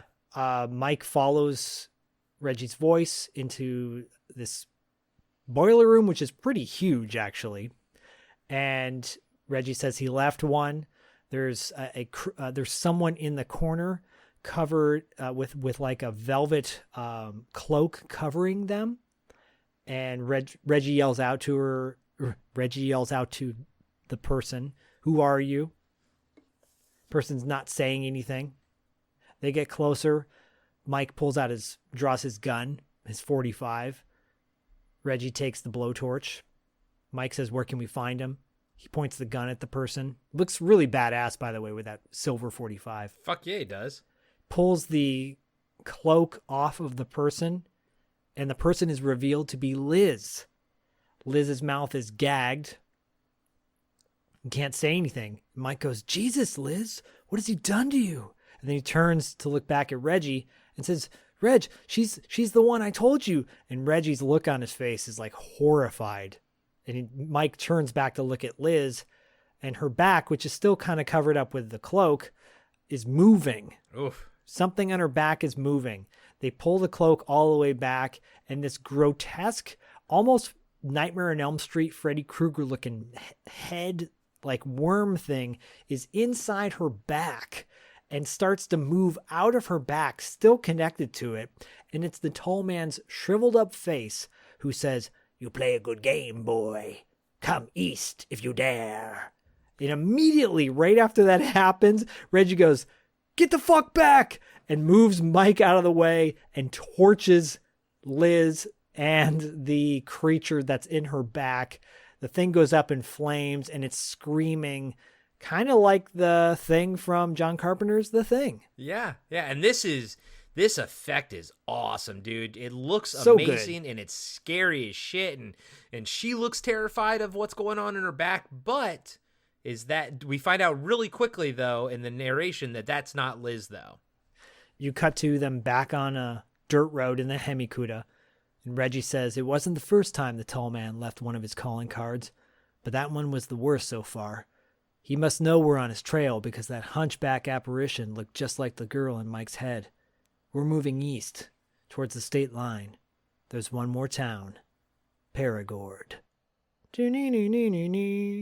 And I like that they refer to her as an apparition. Like, we don't know. Like, she looks physical to us, and I'm sure she is physical, but we also don't... Like, I like that we don't know how the tall man created that, you know what I mean? And why it clearly has some kind of... Like, the Liz portion of it clearly has some kind of sentience to it, or some kind of, like, Liz's personality somehow been, grafted on to that apparition. Because it's not technically her apparition. It's an apparition that just looks like her. Anyways, the point is that I like that none of it is explained, and it's just another piece, like another one of the things that the tall man can do, and just can create these little creature things. Yeah, you're just supposed to accept this fantasy, this bizarre fantasy world we're in. You just accept it. This horror fairy tale. Yeah, and it's easy to do that. You're like, okay, cool. And it's very matter of fact. It's like, okay, well, this is what's happening. This is what he does. He's been doing it. We have to keep on moving. We have to hunt this guy down. Yeah, and Reggie's voiceover does a great job of connecting that for us. But it's also Reggie's delivery, and the fact that, they throw in the line that, like, we've seen this before, but this was the worst one so far. And yeah, because it was pretty fucking horrible. So good. From there, you cut to a hearse driving down a road, a couple cars following behind it. It's Liz with her grandma. And she's in what I'm assuming is like an Oldsmobile or the accompanying car to go with the hearse. Yeah, the sedan or something, yeah. Grandma's talking to Liz saying, this is horrible. She's like, I buried my grandchild and both my grandchildren. Now my husband. It's so hard to live past the ones you love. And then Liz is like, hey, Grandma, you still got me and Jerry, okay? Like, that's supposed to be comforting? She's lost her grandchild, her children, and now her husband. Like, Jesus Christ, 4 people? Hey, Grandma, don't worry. Got me and Jerry. But you don't have Jerry, though. Yeah, and because the grandma then goes, I don't see much of Jerry, but how are you? Are you still having those nightmares? And Liz is like kind of distracted. She's like, no, not anymore. Driving the car is Father Myers, who's looking at Liz kind of like suspiciously. Cut to the hearse pulling into the cemetery. The mortuary workers exit the mausoleum. They look almost like twins, these two guys. They're dressed exactly alike. They look like zombies. Yeah, they're goons. Yeah, just goons. They take the grandfather inside. Jerry and Liz are helping their grandmother walk into the chapel, and she starts to collapse, and she's like, I can't. And Jerry's like, you got to be strong, Grandma. And Liz is like, Grandpa would have wanted that. And they walk her into the chapel, and the priest follows behind them, looking very worried. And by the way, this is when I noticed that this was Paragord, Oregon. Yeah, Paragord, Oregon, population 891. Yeah, that's right. We drive past the sign that shows that. Yeah, and I mean, before that would have made no difference. But now we live in Oregon, and I'm like, hey, Oregon. Is there a Paragord? I don't know. I live in Eugene, but that is still so clearly Los Angeles or the surrounding areas. It definitely looks like California. I think it's Valencia at that point, like in the hills somewhere. Mm-hmm. Like you could hear the rides from Magic Mountain and whatever. True, very true. From there, you cut to the funeral services. Father's giving the whole speech, the Father, the Son, the Holy Spigot. And Grandma comes to the casket, and she's looking at her husband, who's now dead. The priest comforts her, saying, he's left a life of trouble, and he's gone to God. Cut to the back of the chapel, and Jerry's whispering to Liz. She's like, last train leaves at 6, and I got to be on it. And Liz is like, damn it, Jerry, I need you to stay here at least one more day. Jerry's like, fucking, I'm out. Fucking she's late. Like, I got to get back to Bruce and Stevie. And she's like, besides, Grandma's a tough cookie. Like, oh my God, fucking your entire family's dead? Hey. She doesn't give a shit. I mean, Jerry's got a life, man. She got a life to get back to. And you know what? Probably saves her fucking life, too. Well, but yeah, because she probably splits really fast, or she's dead. Or, yeah, because does she come back for the next movie at all? Nope. Okay. Because she leaves, and then Liz goes after her. When she leaves the chapel, and she's now in the mausoleum, Jerry's nowhere to be seen. And it's literally right after. Yeah, you're right. It's like she walks out and just disappears. One may assume that she's dead, but we never know. And by the way, this is all a set. Because of the budget that they had, they were actually able to craft this entire mausoleum, the inside of the church, the embalming place later, the room with the white room and everything. Like all of that they were able to build because of the budget that they had in this. Oh, one. Cool. I mean, I love it. It was one of the reasons why I chose to do the other mausoleum movie we did. Yeah, One Dark Night, yeah. One Dark Night, because I love mausoleums. And I thought, where's this? What mausoleum is this at? Because I want to go to that one. But it's a set, so. Yep. Yeah, this so one's fuck a set. me, right? Fuck you. So Liz is searching down the hallways, and then she hears like a weird guttural sound. And then you just get a slight flash of one of the dwarves wandering off. She starts to go a little bit further to research it. Suddenly, there's the voiceover in her head, and she goes, it's not a dream. Mike, where are you? And you cut to Mike waking up in the hotel/motel room. And I like the way she figured out it wasn't a dream because she dug her fingernails into the palm of her hand. Great moment. Have you ever done that, by the way? No, but it always reminds me of the priest in jail in Nightbreed who does it, and he kind of slams his hand against like the wall. But that was the first time I'd ever seen it as a kid, and then I became obsessed. I didn't know you could actually do it, so like I started to try to do it and whatnot. You know, I tried to do it too, but I think we don't have long nails. No, I don't think I can't get it. You ever known a guy with one long nail? He like would use it to open up. Well, probably snort cocaine. I was gonna say the cocaine nail. Yeah, ever known anybody like that? No. But don't a lot of guitarists keep their nails long so they can kind of pick sometimes. on their Yeah, sure. Sure. I think long nails on guys are kind of gross. Not gonna lie. It's weird, man. It's weird. Just use a pick, man. Use a pick. Yeah. Anyways, Mike jerks awake. He's in bed. And he immediately looks over at Reggie. He's like, she's in danger. And Reggie's like, who? Mike's like, the girl. He found her. And Reggie goes, you said that 6 months ago. He opens up the curtains to reveal a beautiful view. The most fucking beautiful fucking view that a motel would ever have. And I'm like, This place should be like a 5-star hotel, not like a motel with that fucking view right there. And Don Coscarelli, like, he knows it's a view, so he keeps that one. This is all like sort of one shot take type of thing, you know? Yeah, and the camera's like stationary, but then starts to pan in. Yeah. So they're packing up their gear, they're leaving, and Mike's like, I'm certain this time we're close. We're close to the tall man. We're close to the tall man and to her. And they start to grab all their gear, and they walk out. And as they're walking out, the camera stays inside the motel room, but they're now outside getting in the car. And Reggie goes, yeah, maybe, but I'm still betting that she's just a wet dream. And he's like, we're almost there, Reg. Soon we'll find her and him. And they get in their car and they go. Yeah, that's a great little shot. Great little scene, you know? Great little scene, dude. Yeah. Cut back to the mortuary, chapel, cemetery in Perigord. And to answer your question, I Googled it. There does not seem to be a Perigord in Oregon. Okay, well, thank you for doing that. Yeah, you're welcome. Mystery solved. Mystery now I can sleep tonight. Yes. Yeah, we can all sleep soundly tonight. Cut back to Grandma saying her last goodbyes to Grandpa. It's very sad, very sweet. She's a very good actress, by the way. Mm-hmm. And she starts to walk out of the chapel.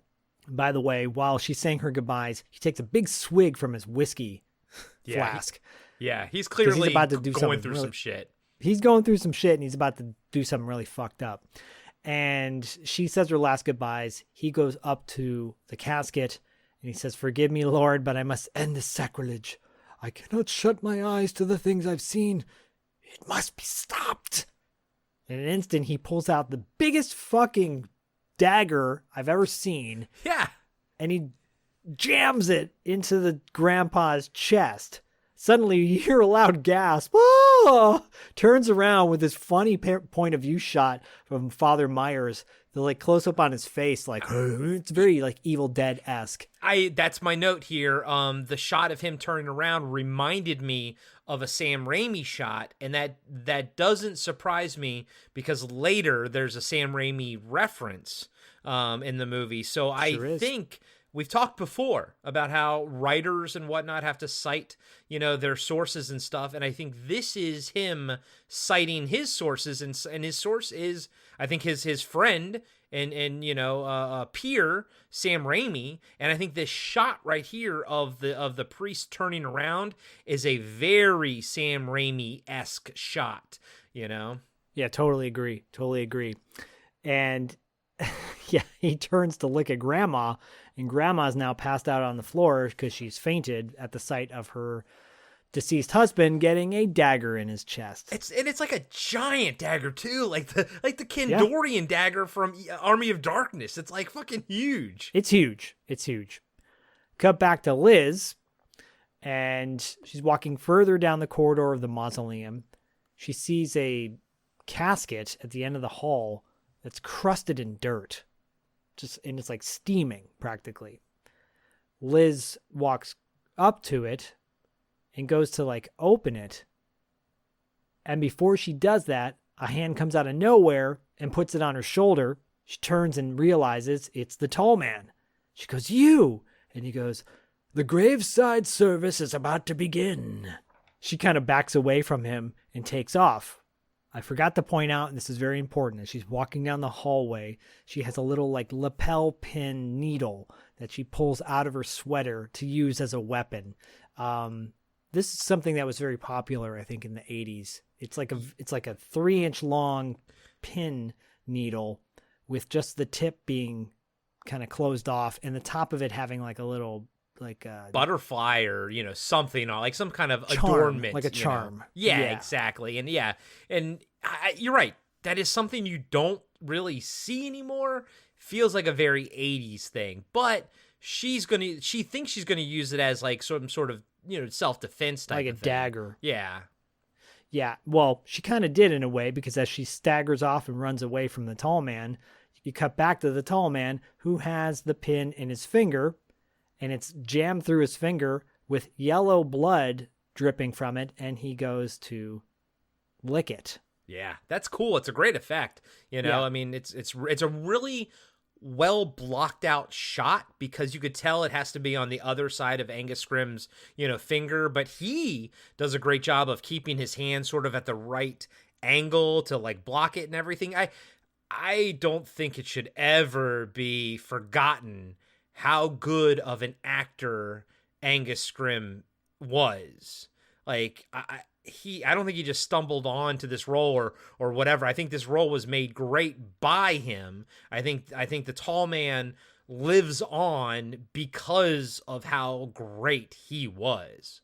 Yeah, he's a classically trained actor who took his craft very seriously and found this role that he became totally known for. But the reality is he was like a super sweet guy and a very talented man who did other films besides this. But I think, for this to be his legacy, it's not a bad thing. Yeah, I got to back you up on that one. I have heard nothing but the highest praise from fans who've met him when he was alive and said he was so warm and so grateful to his fans that I think that's awesome, man. I think that's really freaking cool. Yeah, totally. We're going to see him fairly soon. He actually is not in this as much as you think he would be. Yeah, no, he's fine. Yeah. It's totally fine. Oh, yeah, no. I think he's in it the perfect amount. I agree. From there, you cut to Father Myers' home, who Father Myers is sitting at his office desk in his study, I suppose. Pretty big a house for a priest. Well, does that surprise you? No, I guess not. Nope. And by the way, I know that house probably was in L.A., but I see a lot of those style of houses up here with like those rock brick pillar things holding up the, the front, I don't know, porch or whatever. It reminds me of a house in Pasadena. Yeah, it does, but those also, that's how some of the houses up here look as well. So I was like, cool. Oh, okay. That it must, to me, I took it away as it must be a Pacific Northwest, overall Pacific Northwest feature. Fits into the Oregon vibe, the fact that it's in Paragord. Yep. A place that does not exist, only in your mind. So he hears some sounds, but he's like drinking himself into, because he's witnessed so many horrible things, right? People getting killed, and he knows you get the sense that he knows what's going on in the town. I mean, he's one of the last men standing in this town that's been murdered. And I think, he's lost his mind because he's seen what's going on. Right. He hears a scratching sound coming from his front door. He goes, that blasted wind. He continues to hear the sound banging against the door. He starts getting pissed off as he's getting drunk. He goes, damn this wind.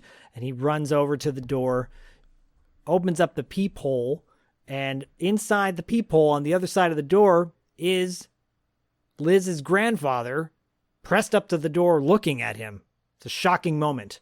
Dude, it made me jump the first time I was watching it for my funsies viewing. I jumped. I love this little scene. It's built up very well, and it's like a minute and a half or something, but it's a mastercraft intention and build up. And then even this, I feel like some of the shots here, when he sees it and the kind of camera zooms in, I feel like that was another Sam Raimi-esque shot, but it works beautifully.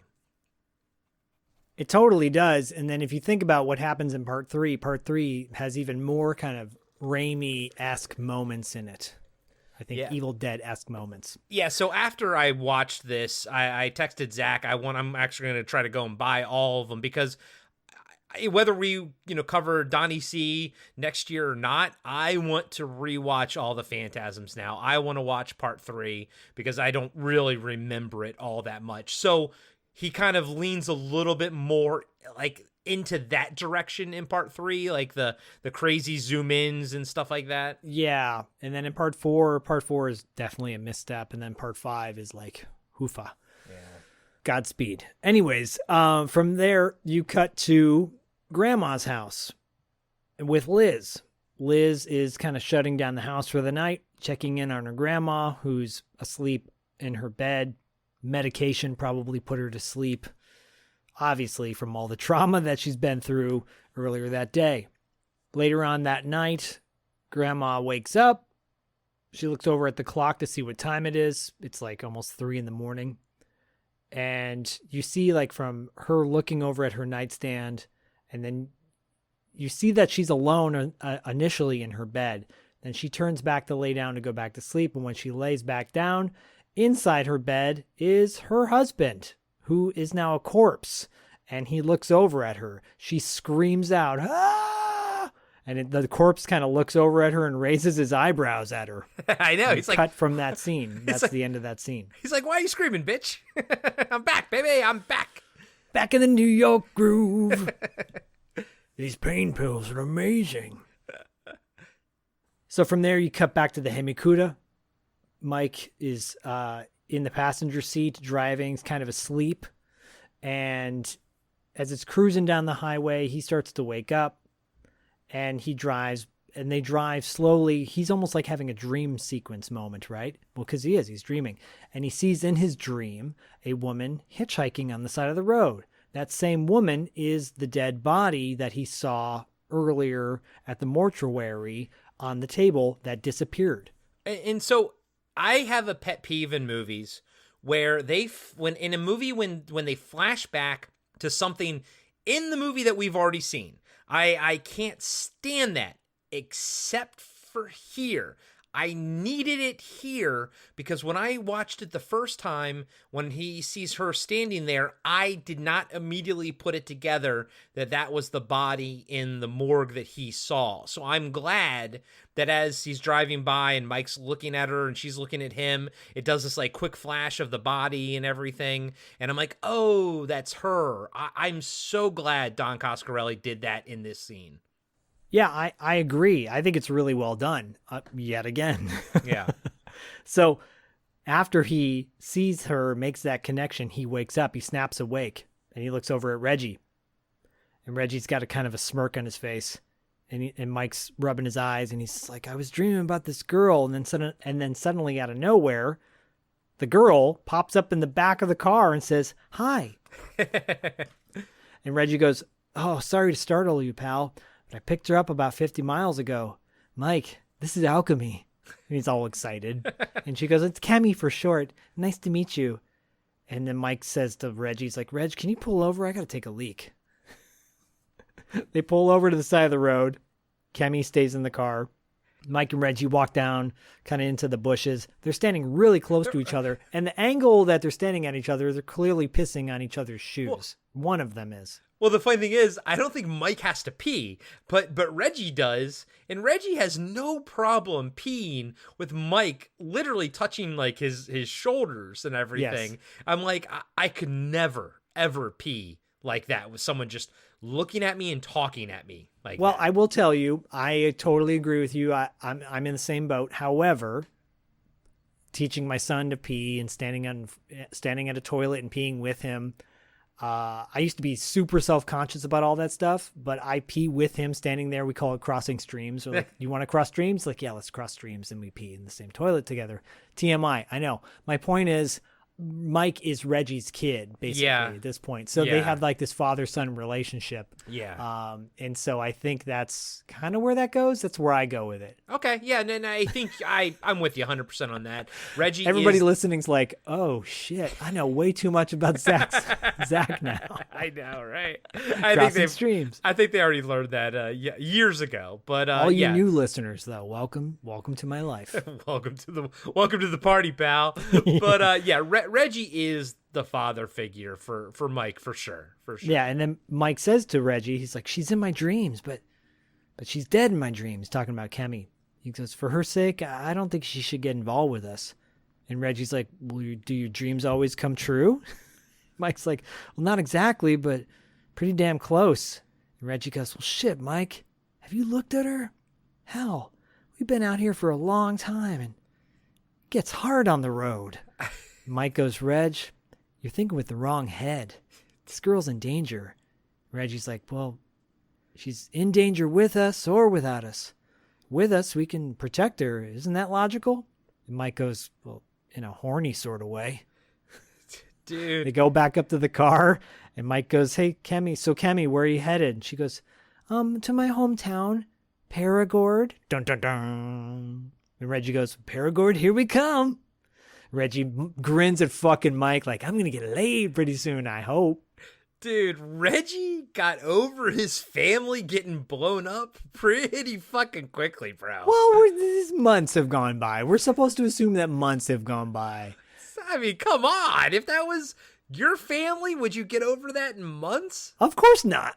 Oh, that got really loud. Of course not. Of course not. But, you know, it gets hard on the road. It gets hard on the road. Okay. Touche, my friend. Oh, man. Anyways, cut back to Liz now at her home, grandma's home. She's waking up. She comes out of her bedroom in the morning, and the lights are on in the hallway. She's turning the lights off. She goes over to grandma's room. The bed's empty. She walks over to the end table. At the end table is her pin that she stuck the tall man with in the table with the yellow blood trailing from it. And then you hear a voiceover of the tall man saying, if you want her, come and get her tonight. And so she heard that in her head from Yes. touching the needle, the brooch needle or whatever it is. So I like that. I don't need an explanation that, like, I don't need them to say, oh, when I touch things that he's touched, I can hear him in my head. I don't need any of that. It's just, I get it. She's psychic. Yeah. She can touch that needle, and he basically left a message for her. Yeah, that's all you need. Yep. Again, so his script in this movie, so economical. He just gets right to the point with no fucking fat around the edges. No fat around the edges. Donnie C, baby. Donnie C. Cut back to the downtown of Paragord, which, you know, whatever. It's the original shot from earlier in the movie. Yeah, I know. I picked up on that. There's a car turned on its side. It's fine. I have no problem with it. I got no beef with it either. Kemi's looking out the window of the Cuda. She's going, looks like a ghost town. Things sure have changed since I left. Mike goes, well, how long ago was that? And she's like, well, it must be 10 years. Reggie says, we're going to need a place to hold up. And she goes, well, my uncle owns a bed and breakfast on the far side of town. Since you guys have been so nice to me, I'm sure he'll give you a room. And Reggie goes, oh, that'd be great. Big smile on his face again. I'm going to get laid. Yeah, he is. They drive down the road. Cut back to Liz entering Paragord Cemetery. She goes into the cemetery and she's looking around the graves. She finds the grave of one Robert Kopp. No, kidding. I know, dude. It's Alex Murphy. And I was like, and I texted Zach. I took a picture of it. I texted Zach and I go, it's RoboCop's grave. And guess what? It's empty, just like RoboCop's grave would be. Yeah, it says, beloved husband and father, rest in peace. Grave's empty. She's freaked out. You hear the tall man's voiceover say, I've got them both. She looks up at the mortuary and says, not my grandma. Not my grandma, no. Not my grandma. And she starts heading toward the mortuary. Yeah, spoiler alert. Yes, your grandma got. Exactly. From there, the Cuda pulls up in front of the bed and breakfast. It looks like it's called Paragord Manor, but then it's like spray painted over closed or whatever. Yeah, and Kemi's like, what the hell? And they get out of the car. They start walking up, and Kemi's like, I'm going to go take a look around. Maybe I can find an open window. Reggie and Mike survey the area around them. They look at all the houses. They look over at one house that has a light on. Suddenly you see the window that has a light shining in it. The blind goes down. And Reggie says, you see that? And Mike goes, yep. Trapped and too scared to come out. Nothing to do but watch and wait. Dude, and this is another thing that I love. Creepy. This town could have been completely dead, but no, it's not. It's not fully there yet because he's still, tinkering at it. It's on its last legs, obviously. But again, this world building, just the fact that there's another family, there's still some people there. dude, you could make a whole movie about what the fuck those people are going through. You know what I Right? mean? Hell, you could make, here you go. Make a fucking comic book, a spinoff, but take that scene right there and show us those people right there and spin that off into whole, like a TV show or something, Phantasm. But the point is, this movie is so fertile for world building, and it's little moments like that. Don Coscarelli did not have to put that in there. They could have just looked around, saw a dead street, and that was it. But no, this adds an extra little layer of flavor to the movie. Yeah, so badass. So badass. I love this next moment. Kemi, Reg, and Mike are at the entrance to the B&B. Kemi's like, I can't believe they just abandoned this place. I don't have a key. I don't know how the hell we're going to get in. Reggie smiles and says, allow me. And he jerks his chainsaw because they're all loaded up, they're all armed up. Suddenly, Mike grabs Kemi out of the way, like totally fast, like pulls her out of the way. And then Reggie carves into the door, cutting it open. And I mistakenly watched this movie the first time on the default 5.0 surround sound setting, and that chainsaw was at like 100 decibel, whereas the talking was at like, a 5 decibel. And I was like, fuck, it was like literally the worst sound I'd ever had. Second viewing, I switched it over to the 2.0, standard sort of sound. Infinitely better, guys and gals. Infinitely better. Infinitely better. Yeah, my speakers almost didn't survive the first viewing. Jesus. From there, you cut to Mike and Reggie now arming the house, right? Booty traps. Booty traps. They put a beer can on the side of on the door with a grenade in it and the string lined up to basically pull the grenade if the door gets triggered open, which is fucking awesome. And Kemi's like watching all this unfold, and she's kind of in disbelief. And Mike is arming a shotgun shotgun trap, right, to blast. So the string would get pulled, the grenade would go off, and the shotgun would blast whoever's at the door. Yep. Reggie says to Kemi, he's like, we've been tracking this guy for a long time and we're getting close. And Kemi's like, sounds pretty weird to me. And Reggie goes, well, believe it or not, you'll sleep safely tonight. She goes, as long as I don't sleepwalk. And she starts to kind of like head up to bed in the second story of their this is a 2-story building. Yeah. Home. And Reggie goes, just stay in bed and we'll be back before dawn. Mike starts to walk out and Kemi kisses Reggie's bald head. And she goes, wake me up when you get back. And he goes, sure. And I like when Mike walks past Reggie, kind of hits him a little bit, and he bumps into him, but also kind of smirks while he does it. And Reggie sort of shoots him a look, And this is when I wrote down, I go, Reggie Bannister and James Gros, they have really good chemistry together. And Don Coscarelli calls that out in the documentary, the 45-minute one on this Shout Factory Blu-ray. And he's like, look. And I'm sure A. Michael Baldwin would have had great chemistry too, or, obviously because he knows Reggie Bannister.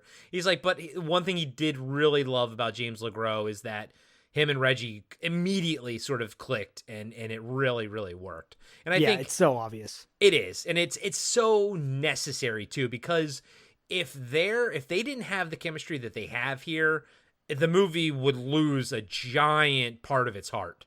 Oh yeah, totally. That's what makes this movie so enjoyable, because you believe their relationship. They've known each other through the fundamental times. Yeah. I mean, obviously, and it wasn't. So Reggie was Jody's friend, right? Jody's best friend. So obviously Reggie knew, Michael growing up and everything. Yeah. Right. I love it. Hey everybody, Corey here. I just want to let you know that we'll be right back after these short messages. Hey everybody, I'm Tim. And I'm Dean. And we're the hosts of Talking Back. We're a retro-based podcast covering movies, comics, video games, and more. Check us out every Monday where we hit the rewind button and dig into some of our favorite content from the past. We like to keep things fun, lighthearted, and informative. Do you feel like you need more nostalgia in your life? then check out Talking Back. We're available everywhere podcasts are found.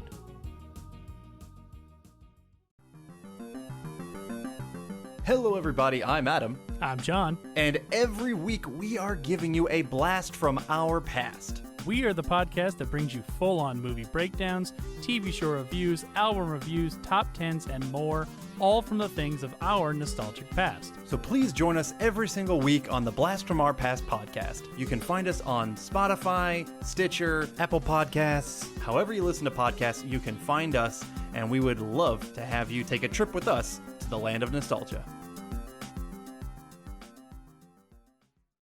And now, back to the show. From there, you cut to Liz back at the cemetery. She's made her way into the mortuary. And when she gets in there, she's walking down the hallways. And one thing I noticed is when she first gets inside the mortuary, you see boxes on the side of the wall. You see a black canister, which will come back into play later on. She peeks in a window and she sees one of the mortuary guys, I call them like the mortuary twins. Yeah. Lowering a body on the table, getting it ready to embalm it. She's watching the mortuary twin put the fluid into the body. So he sucks the blood out of the body, and then he puts the yellow embalming fluid into the body. That's when I realized, and I'm not going to lie, that's when I realized at this point, I'm like, oh, that's the tall man's blood. Yeah. Yeah, it's embalming fluid. Yeah. Embalming blood. Yeah. Liz is kind of getting grossed out by the whole thing. And then suddenly in front of her down this hallway, double doors open. And you see a gas-masked graver come in, covered in dirt, rolling a casket. She ducks down to hide as he rolls right past her. And I love the way the gravers look with the gas mask and everything. World building, man. There's no explanation to them. You don't know, and even the mortuary twins, they seem to have life to them because they have self-preservation later. And the balls don't seem to care one way or another about them, but they also look like they might be dead. It's so, yeah, you don't quite ever know what's going on, and some things it just doesn't explain to you. Like, how is he recruiting these people, you know? Yeah, and I don't think you need to explain it. It reminds me of, Renfield from Dracula. Yeah, it's probably just, what it is. Yeah, they're probably like, lower IQ type of people, and he can just sort of influence them type of thing. Yeah, totally. From there, you cut to Mike and Reggie rolling up on the cemetery, driving into the cemetery with their Cuda. They have the lights off so they don't get spotted. As they're driving by, they see a bunch of empty graves. You see hearses parked with their headlights on. And you see the guys with the gas masks on. Mike and Reggie are watching them. That's when Mike says, "Gravers, I've seen them in my dreams. They're the ones that exhumed the bodies for him." And Mike says, "Let's circle around and make sure." So they get out of their car. Like they couldn't hear the Hemi Cuda driving up. Yeah, because it's electric. No. So from there, cut back to Liz, and she's by the graver. Liz steps out to kind of get away and sneak down the mausoleum. She's walking down the mausoleum, kind of like a random room, and Father Myers is in there hiding, and he's praying silently. This room that he's hiding in has this like weird kind of coffin box at the end of the room. He walks over the coffin box, opens it up, and hears like a vibration, like a humming sound. And it's the box that has the balls in it, but we don't know that yet. Yeah. And he goes to touch the lid, and it's almost like it shocks him. And then he jerks his hand back out of the box, and his finger is cut. I took away that it cut him on like a molecular level, like, you know what I mean? And another thing I love about this world that Don Coscarelli builds is this mixture of religion and then high technology, from another dimension. And, and that's, again, I don't need everything explained to me. It's just these balls are from another dimension and they're a technology I don't get. Exactly. And I know later, I think part 3 or something, you find out they have brains inside of them, and I think one of the balls is actually Jody or something like that. Yeah. I think that's in part 3. They start alluding to that, and then part 4 it goes way into that. And where they actually have him like standing there, the actor, but it's really the ball, but it's, you know, they're shooting him. Yeah. And yeah. So I think I have seen part 4 because I remember that. I don't know if Coscarelli ever envisioned it going that far. You know what I'm saying? Yeah. He just kind of had to work with the sort of the script that he wrote himself into, sort of. Pretty much. So Father Myers gets freaked out by that, starts walking down the mausoleum hallways as well. So him and Liz are in different locations at this point. And he's kind of praying. He's going by one room after another, and he's doing the Holy Cross symbol. And then as he does, the tall man walks out from behind him. And he yells out to the priest. He goes, "They have no need for your services." Father turns around, terrified, when he sees the tall man. And the father says, "Who are you to question the words of God's servants?" And the tall man raises one eyebrow and kind of smirks at him.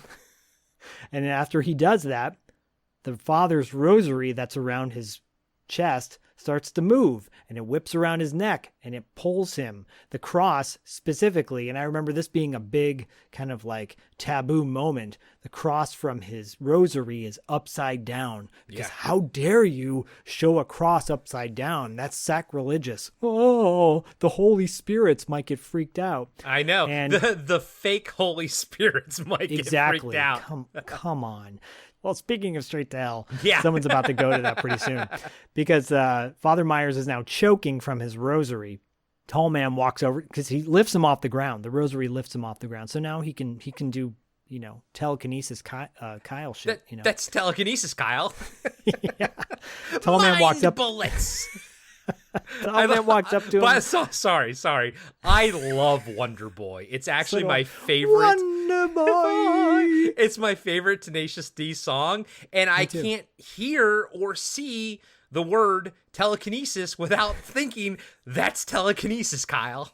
What is the secret of your power? So good. So good. That's why I threw it out there. And that's when the tall man approaches Father Myers and says, "You think that when you die, you go to heaven? You come to us." I love that. Dude, Tall Man does not say a lot, but everything he does say is fucking awesome. And that is terrifying. Less is more. Because, like, do we all go to that dimension when we die? I mean, is that the inevitable end for all of us? Like, fuck. Like, I hung on that phrase and like those two sentences. I hung on that shit. I'm Me still too, haunted by those two sentences. Such a great moment. It's going to get even better in a moment. Fuck so yeah. Suddenly the rosary drops the priest, Father Myers, to the ground. He runs off in fear. And the camera, the tall man standing there with kind of like a smirk and with an eyebrow raised, the camera pans past the tall man to the coffin box that we saw earlier, just moments ago. And the front of the coffin box opens up. 3 doors open up, to be specific. And inside those 3 doors are not 1, but 3 silver spheres. Actually, 2 of them are silver. 1 of them is gold. The center one is gold. Yeah. All 3 spheres kind of roll out on these little shelving unit things.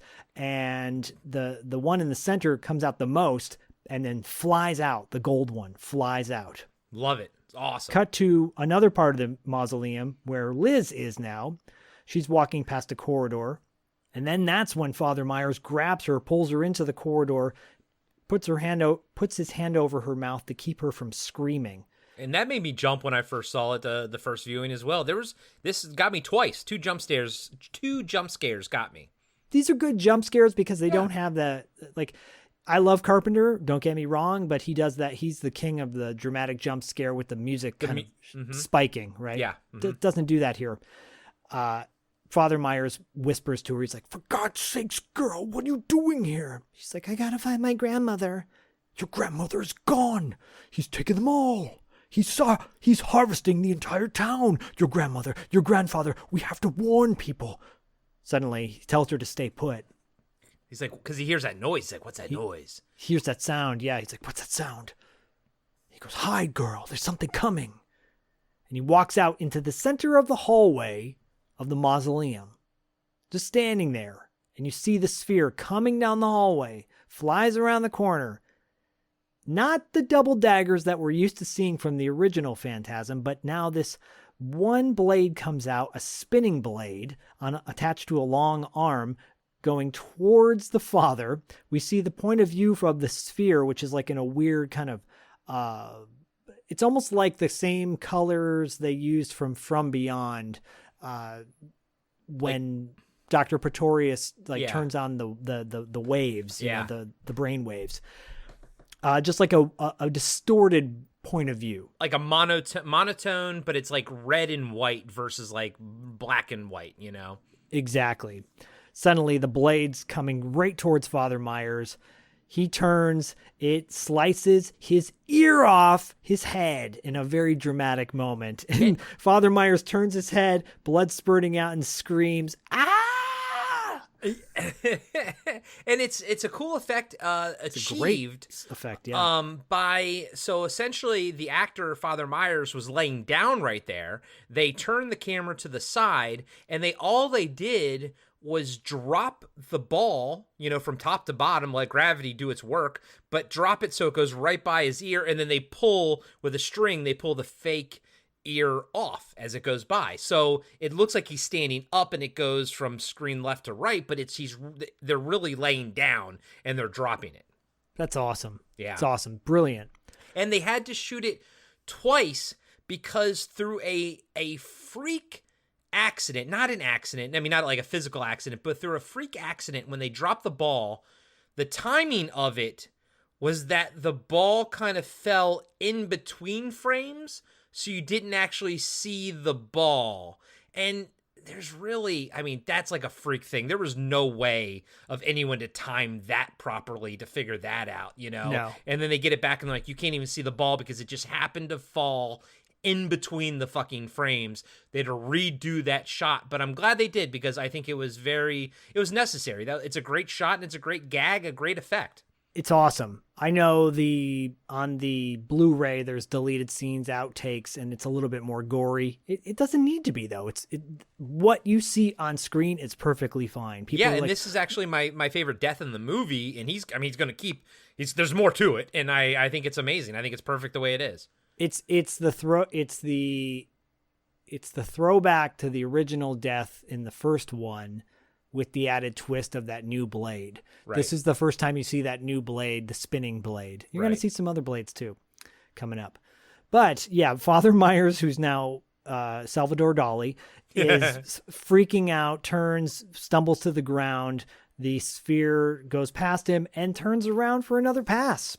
You see a quick shot of the tall man, just kind of like he's the one commanding the balls to go where they're going. I'm speculating, but that's the kind of the theory that I had going. And the sphere makes a U-turn.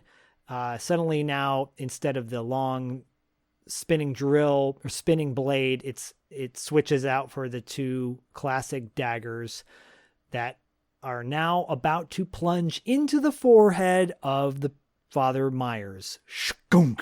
Into his head. Suddenly the famous drill comes out, drills into his forehead, and you see blood spurting out the back of the sphere. Oh, so good. And I like how when he eventually dies, it's like a switch just gets turned off. Like he's screaming, and then like once the blood ends, you know, he's gone. The life is gone from the body, and then he just falls over dead. Yes. He's dead out. Suddenly, Liz, who's now freaked out, is trying to hide, but a hand reaches out and grabs her. It's the tall man. Jerks her up off the ground, looks at her and says, jerks her off. He says, "Hello again and goodbye." And he throws her like a little child. It's amazing, the shot. He throws her against the wall, like across the hall, and she hits the wall, the marbled wall, and falls to the ground. She looks like a little child. It's hilarious. And it's a great example of what he's capable of strength-wise, you know? Yes. She's kind of groggy,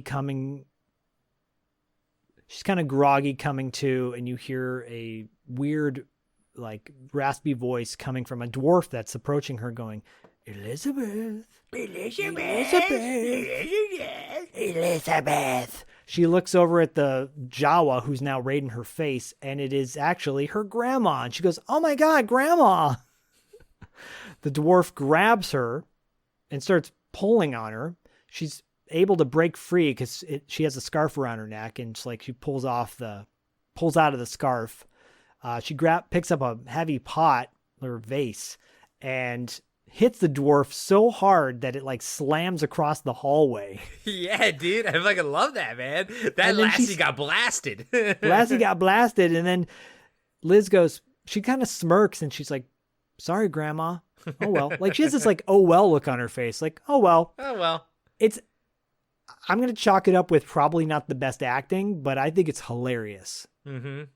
Because I don't think, her grandma's dead. You'd think she'd be a little bit more sad about that, but she's not really. She doesn't seem to really care. Anyways, cut to Liz escaping from the mortuary, running into the cemetery, falling into an open grave, and then out of nowhere, a masked graver comes out from behind her and grabs her. She screams. The masked man pulls the mask off his face, and it's Mike. She realizes it's Mike, and she goes, Michael, and they start making out. Yeah, right away. I was like, yeah, get it, Mike. This is hilarious. And then Reggie comes up from the top of the grave, and he goes, what the hell's going on? And Mike, like, is startled, and he looks up at Reggie and goes, oh, Reggie, this is Elizabeth. And he has this big smile on his face, like, okay, the movie can end now. Yeah, we did it. Roll credits. Reggie stares at the two of them in kind of disbelief. He hops into the grave with them because there's a hearse driving right past them. Mike pokes his head up, makes sure the hearse is starting to move away, says to Reggie, I'll go get the car. Reggie nods, pulls Liz out of the grave, and she's got like this look of like kind of amazement, like, oh my God, it's amazing, right? Again, another moment of like, wouldn't she be traumatized? But she doesn't, who knows, whatever. Well, yeah, whatever. Reggie lost his entire family. He's fine. Yeah, they're all just like, kind of like happy to be alive, I guess. Yeah, this is not that kind of movie, I think. Like we just have to kind of roll with it, basically. Yeah. You are, clearly, and so am I. But I think for the viewers, this is not an emotion movie. This is not one where you're going to dwell on your emotions. Exactly. Exactly. From there, you cut to all of them being back at the B&B. Yeah, and I like Mike using the flamethrower to start the fireplace. It's so badass. Yeah, it's awesome. And it's him. It's like, it's not, nowadays, they'd be like, oh, you can't let the lead actor use a blowtorch. I thought the exact same thing. Every time he fires that thing off, that's actually James Gros. And I'm like, okay, you would never be able to do that in 2023. Nope. Thank God for 1988. Exactly. Liz is talking about what happened to her family. She's like, he took my grandma, turned her into some kind of, and Mike goes, dwarf? Yeah, we've seen it. We've seen it before. He harvests the dead, crushes them down, and then ships them off to God knows where. And Reggie says, yeah, he got my whole family. And Reggie is like sitting on the couch with Kemi. Mike looks over at the window and makes sure like everything's set up. The traps are all set. Reggie says, I don't think we ought to hang around this place waiting for him to come get us. And Mike says, well, it's only a couple more hours till daybreak, so why don't we get some shut-eye and then bang out of here in the morning? By the way, bang out. I forgot that phrase is old because I feel like it had a resurgence like a few years ago, like let's bang out of here. And so when I heard Mike say that, I was like, oh, this actually kind of feels contemporary. But then it's like, oh, it's just everything just comes full circle. It always does. Like if you live long enough, you just see the same things happening over and over again. I was like, that makes sense that this was an 80s phrase, and it just came back. Yeah, the bad things cycle themselves, and sometimes the good things too. Yep, exactly. And bang out's a good one. Bang out is a good one. Well, someone's going to get banged in a second. Because Liz and Mike go upstairs. Liz goes, I could use some sleep. And Mike goes, come on, I'll watch over you. Yeah, he does a great job watching over her. He falls immediately asleep. Yes, exactly. And then Reggie looks at Kemi. They're on the couch together, and Reggie goes, and I'll watch over you. Kemi gets up. She's wearing pajamas. She takes off her top. Sure. And leads him upstairs to bang. To bang Different out. kind of bang out. There you go. From there, you cut back to Mike and Liz asleep. Mike's gun is on the nightstand next to them. Yeah, and then I was like, immediately. He falls immediately asleep. He's like, I'll watch over you. Yeah, right. Didn't last that long. But then suddenly they wake up. Liz looks over at Mike and says, I love you, Michael, but she's saying it in her mind. And Mike goes, your lips aren't moving. And Liz goes, we're dreaming. And Mike goes, wow, this is great. Yeah, and the subtitle says, we're chaining. And it doesn't say we're dreaming. It says we're chaining. CHAINING. Chaining. Go fuck yourself, whoever wrote the subtitles. Go fuck yourself, Shout Factory. Scream Factory. And then Liz, in her mind, telepathically is saying, we're different, Mike. That's why he wants us. We're the only ones who can see what he's doing. I prayed so hard that you'd find me, and you did. And Mike goes, I know. And so apparently there was a sex scene here, like a dream sex scene that they had to cut. But like it's in the deleted scenes. Yeah, exactly. And like, so basically they'll be making out and having sex like in the woods, and then it'll transition to the beach, and then I think it eventually transitioned to them falling through the air, and then they land on the bed. And I do like how she says, like, that's the safest sex we're ever going to have, because it was just essentially all in their head. That's funny. I don't think they needed to cut that. I think that could have been fun and whimsical. Yeah. But they cut it because ultimately it wasn't for like time or anything. My understanding was it just didn't work. I think they were like, it just didn't work. So they cut it. And I'm like, I would rather that than have it be cut because they're trying to meet some rated R thing. I'd rather just if something be cut because you look at it and you're like, it doesn't play, you know? Yeah, well, and then to go from that silly sex scene to this silly sex scene, which we're about to see. And I like, in having watched the deleted scenes, I like the Reggie Kemi one better. Yeah, it's very silly because you cut to Reggie with Kemi. Kemi's straddling Reg, and she's kissing his head, and she's like, God, Reg, I love your head.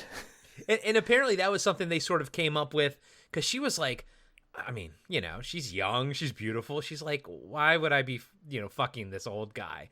And they kind of came up with this idea that she had a bald fetish, basically, bald head fetish. And this moving forward, this becomes like a gag in the Phantasm movies, because in Phantasm 3 he has another silly sex scene as well. Yeah, with the that's with the African American girl, right? Yeah, but prior to that, something else. Okay. And I believe so. I think so. It's been a while.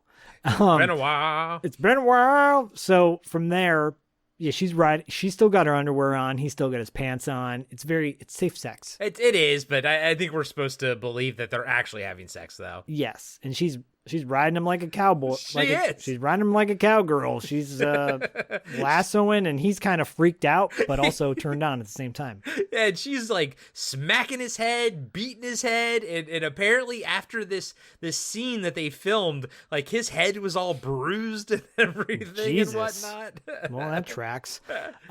Suddenly they hear this loud explosion, and Reggie kind of throws her off of him, and she's like, what? Reg?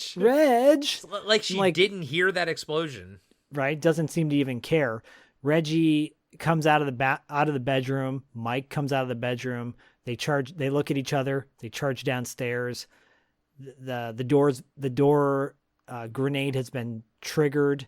The shotgun has gone off. Reggie has the chainsaw and Mike's got a gun. They walk over and they realize nobody's there.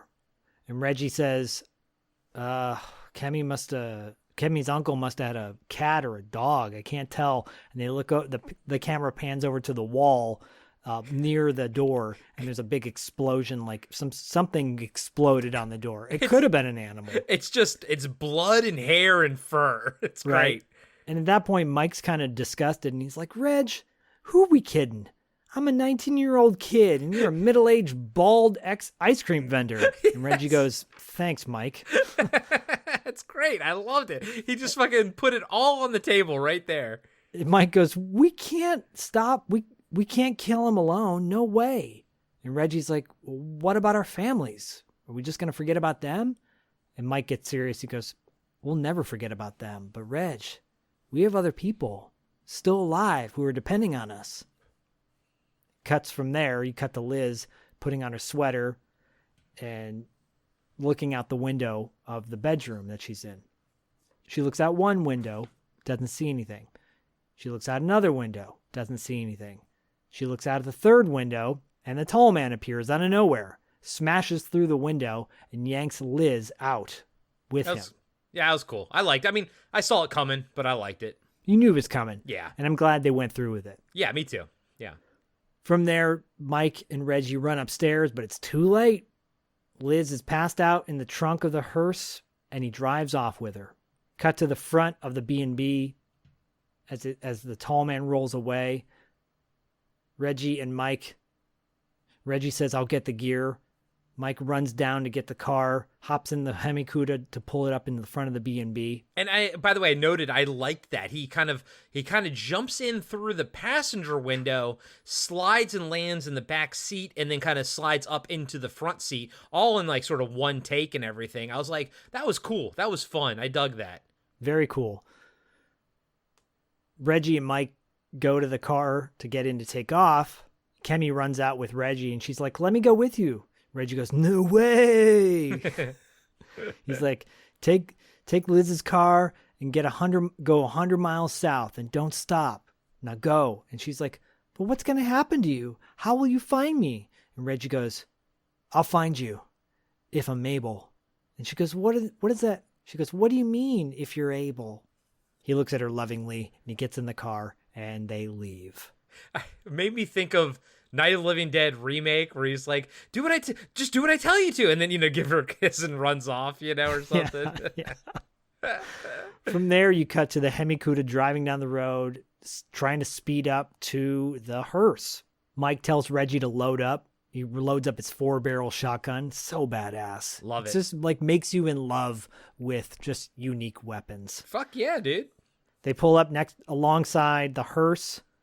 Reggie's looking over at the hearse. Reggie chokes, by the way. He totally chokes. He sees the tall man and he gets startled. He freaks out and Mike goes, just shoot the fucker. And before Reggie has a chance to do it, the tall man turns the wheel and bashes the Hemi-Cuda off the side of the road. The Hemi-Cuda hits a rock, flips over, and is destroyed. It's a great car crash. And it's a sad car crash because you're like, that was a beautiful car and it's gone. Yeah. And they had to they did get like a junked up version. They repainted it, to do that. But he does talk about the fact that like when he decided to bring back the Hemi-Cuda for this movie, he didn't realize that at this point that car was super valuable and super rare, and he's like, oh shit, it kind of ballooned the budget a smidge, but he's like, I'm bringing it back anyways.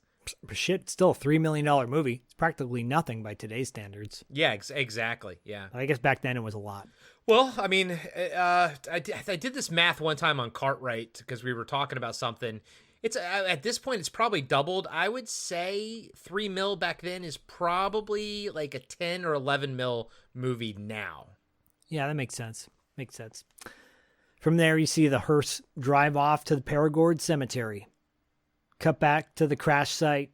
Mike has been thrown from the car. He's lucky he's not fucking dead. He wasn't wearing a fucking seatbelt. Nope. No, he's out of the car.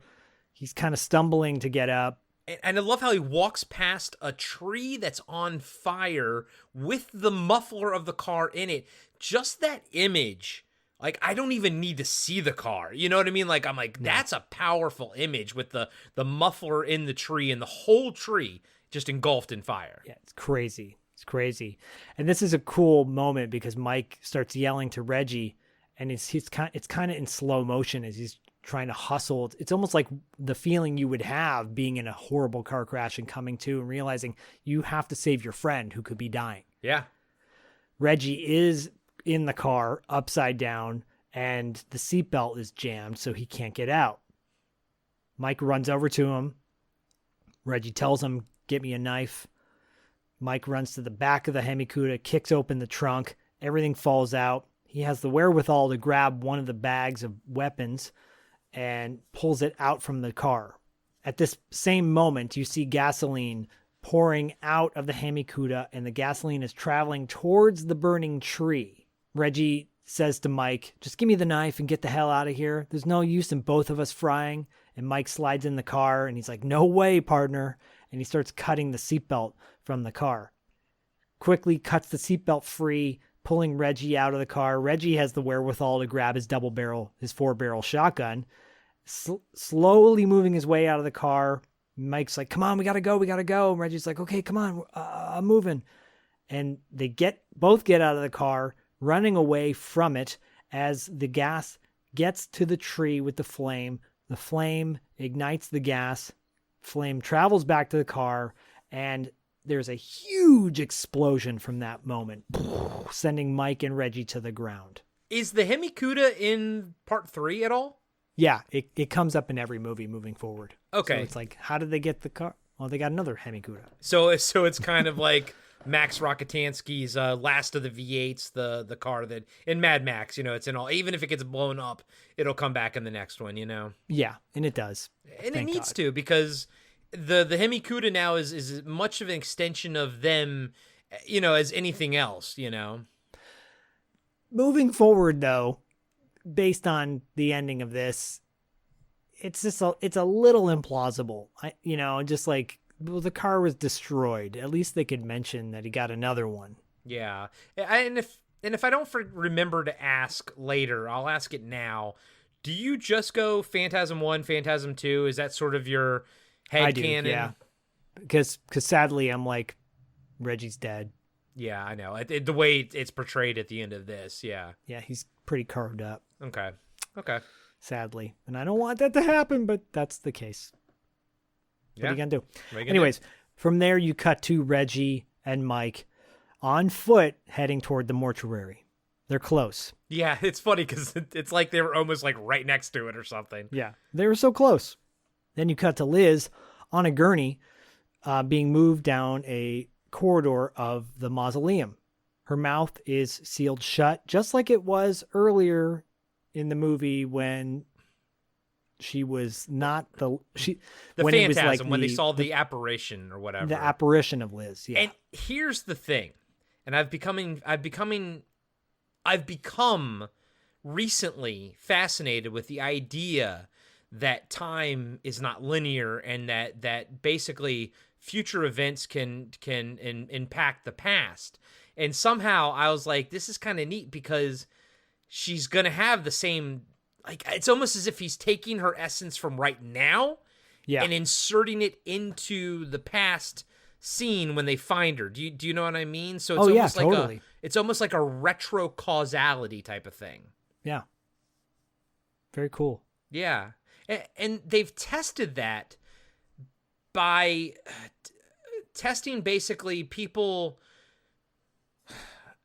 guessing, I guess, at answers and stuff like that, seeing if you can figure out any, but people get it right more frequently if they are told whether they are right or wrong after guessing it, therefore affecting the past. Do you see what I'm saying?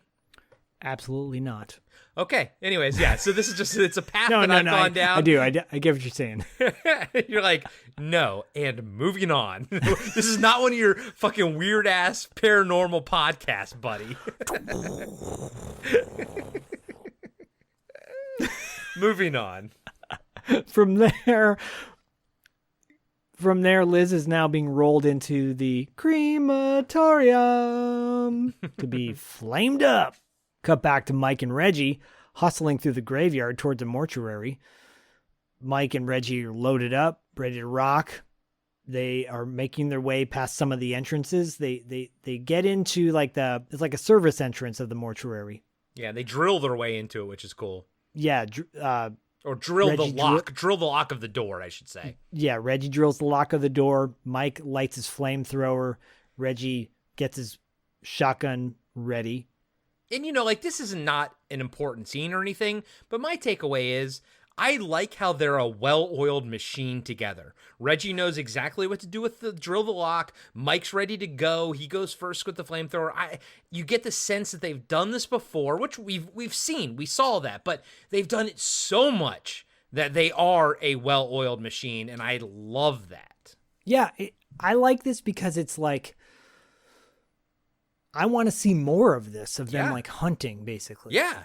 I want to see comic books of I want to see what sort of took place between Reggie. I want to see what takes place in this movie, but in between Reggie's family dying and them meeting up with Liz. I want to see the hunting they were doing in between. That could be a comic book right there. Yeah, killing the calling cards that the tall man left. Yep. Right? As they walk into the mausoleum, they walk past a corridor and they stop at the embalming room. They go inside the embalming room. They're scanning the whole area. Reggie's looking at one side. Mike walks towards a steel door. There's something on that steel door, and we'll get to that in a second, because from there you cut back to Liz on the table in the crematorium, now waking up as one of the mortuary twin guys is smashing bones to dust. And whose bones are those? Well, she's struggling. While she's struggling with the straps and trying to get herself loose, you cut to the mortuary twin smashing up the bones and pouring the dust into a bag. And the bag is labeled Mr. Sam Raimi, male, 170 pounds, deliver in brass urn. Yeah, exactly. And like we said earlier, that's him citing his sources and everything. Yeah, I love it. It's also an homage to there's a little, how much we love Sam. And also we saw it in John Carpenter's They Live, where they mentioned, some other directors. I forgot who they mentioned in that. George Romero. Right. Yeah, something like that. And then, the other movies will mention Cronenberg and stuff. And it's back in the day, because this was before the internet. So and before, a lot of times the idea that we were going to be able to watch these movies at nausea, at our choosing, it wasn't really in their head. So in his head, you think that this little Easter egg is just going to kind of go by you, and if you catch it, that's great. But now in 2023, it seems cheesy. But back then, dude, this was a fucking awesome ass Easter egg. It really was. And at this point in Raimi's career, he hadn't really exploded, because I think Darkman hadn't come out till 1990. Yeah. And so he was still kind of just the Evil Dead guy. I don't think Army of Darkness had even come out at this point. This is 88 or 87 probably when they filmed this. So he was still somewhat of an indie director. Unknown, but known to cult people. Yeah, because Evil Dead 2, I think, just came out pretty much before this. Yeah, it wasn't. Yeah. Army of Darkness wasn't out, obviously years before Spider-Man and everything. So yeah, Sam Raimi was just known to people who read Fangoria, like us, He was one of us. He was. Gooble gobble. Yes. So from there, you cut back to Mike and Reg in the embalming room. Mike's investigating the door a little bit more. And then he looks down and sees the keyhole to get in looks like something you would put the sphere into with the two daggers. Yeah. Reggie's looking at the different embalming fluids and finds a bottle of hydrochloric acid. He takes the hydrochloric acid and he pours it into the embalming fluid. He says, try reanimating one of your corpses with this shit in it. Exactly. Mike shows Reggie the door. He goes, it's round and it's got a couple of slits like one of those brain suckers. I like that term because they don't call it the balls or whatever. No. And then Mike goes, it's a keyhole. This must be the doorway to his world. We got to catch one of those things so we can get in there. And Reg goes, yeah, sure, Mike. You catch one. From there, they go to find Liz. Back to the crematorium. Liz is still on the gurney. She's fully awake. She looks over at the goon. Mortuary twin. Yeah. He looks over at her, and then she goes back to pretending like she's asleep. After he finishes shoveling off this like bone matter, he starts rolling her gurney over towards one of the crematorium ovens, and he like pulls her necklace off her. She's got a chain around her neck. He pulls it off and he pockets it, and Liz is still like motionless on the table. He starts to get her ready to put her into the oven on these rollers. Puts her on the rollers. She starts rolling towards the oven. She's able to break free, kind of throw herself off the rollers. Once she does, she's pulling the bandage off her face. The mortuary guy realizes what had happened, comes over to grab her, starts pulling her up by her ears. Yeah. And she grabs like a shovel that's sitting next to her and jerks it up in between his legs into his crotch. He falls over, moaning, onto the rollers and starts rolling into the oven. He falls into the oven. She closes the door behind him, and he's torched up inside the incinerator. Yeah. You see his hand come out of nowhere in this little glass hole, like the peephole of the oven, covered, sizzling in blood. Yeah, it's awesome. Fucking awesome. From there, you cut to Reggie, who's now separated from Mike, walking down the stairs of the boiler room, I guess another boiler room, or like the basement of the mausoleum. Yeah, yeah. And as he's going down the stairs, you see underneath the stairs looking at him is one of the gravers. It's a great shot because you're expecting somebody to be down there, maybe grab his legs. But yeah, I love it. I love it's the graver. And I think the gravers are cool as shit looking. They're cool. It's a really cool added character to that doesn't take away from the tall man, but it adds another element so that the tall man doesn't have to do all the killing. Exactly. Yeah, it's another layer of the lore. Love it. From there, you cut to Liz quickly moving out of the crematorium, and suddenly the silver sphere is whizzing down the hallway. It whizzes right, flies by her, right, with its blades protruding. You see a brief kind of point of view shot of the ball as it's going by Liz. She like jumps down to get away from it. Mike leaps out of nowhere and grabs her. Well, he tackles her to get out of the way. Yeah, she's running away from the sphere. He tackles her so she doesn't get hit by the ball. It turns around for another pass to go towards her and now Mike. And then suddenly out of nowhere, another mortuary guy appears, the other twin. Yeah. And he's got an axe in his hand, and he's going to attack Liz, and Mike is now fighting off the mortuary guy.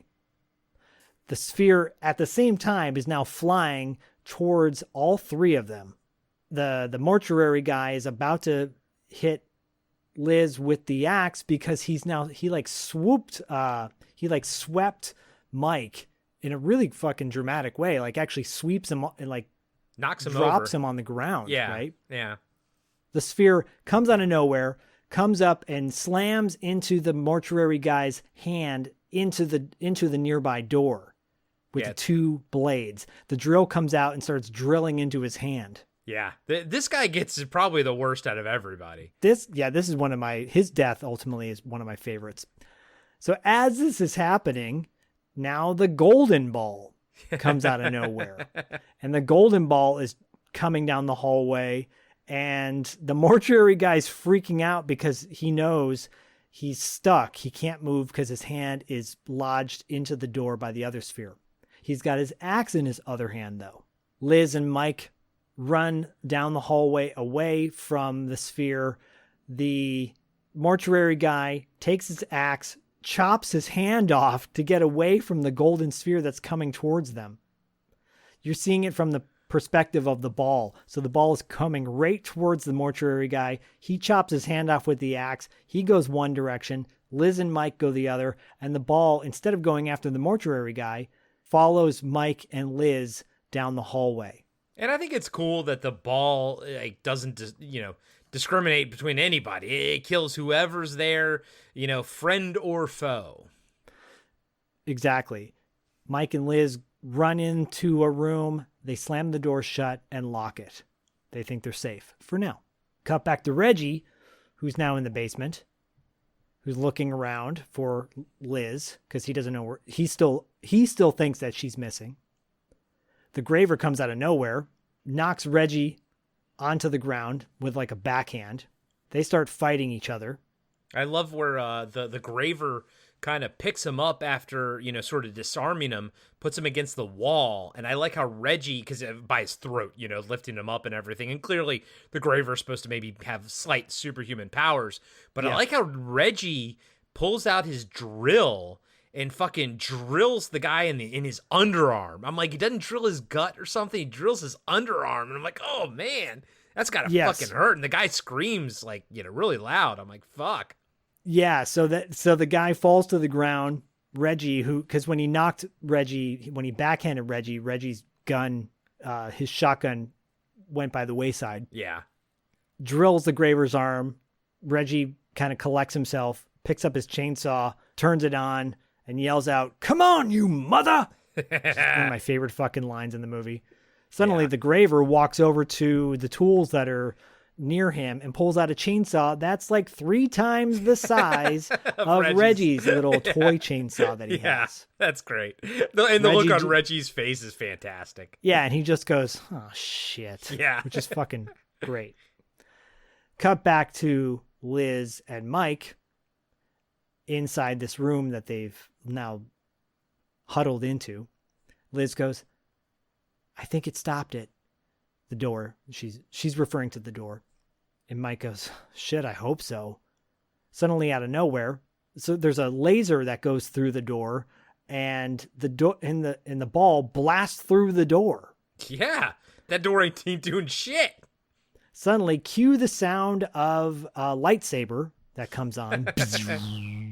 And so now the sphere doesn't just have the double blades and the drill and the spinning blade, but it's also got a laser as well. Yeah. The laser light is shining out. Oh, really quickly, before the ball blasted through, Liz gets freaked out by a rat that is also in the room with them. And that rat comes into play, so that's why I brought it up. Yeah. The laser is now searching the whole room for Mike and Liz, who are hiding behind some boxes. The laser beam starts to pass right by them, and suddenly, out of nowhere, it turns and blasts the rat that it spots and explodes the rat. Which gives them a chance to sort of hightail it the other way. Yeah, they run out a side door away from the ball, and the ball charges after them. This is one of my favorite shot scenes in the movie. Yeah, so like when James LeGros is like, they're running through the doors, he's shutting the doors, and the ball is like knocking them each door open. That's awesome, dude. I fucking love it. Yeah, he's like throwing one door closed after another, and it's being blasted open by this sphere. And finally, the sphere is like, it's on the camera. Like it's sort of in front of the camera. So the camera also is like blasting through these doors and everything. The effect, the camera angle, the shot is really effective. It's really, really cool. I'm not doing it justice by my breakdown. Finally, they get behind a metal door. It's like the coffin room where all the different coffins are, and they lock it. He looks around with Liz, and he takes a breather, feeling like they're suddenly fine. They're safe. But then out of nowhere, a bloody stump comes out and grabs Liz, and it's the mortuary twin that chopped his own hand off. Hey, he's relentless, dude.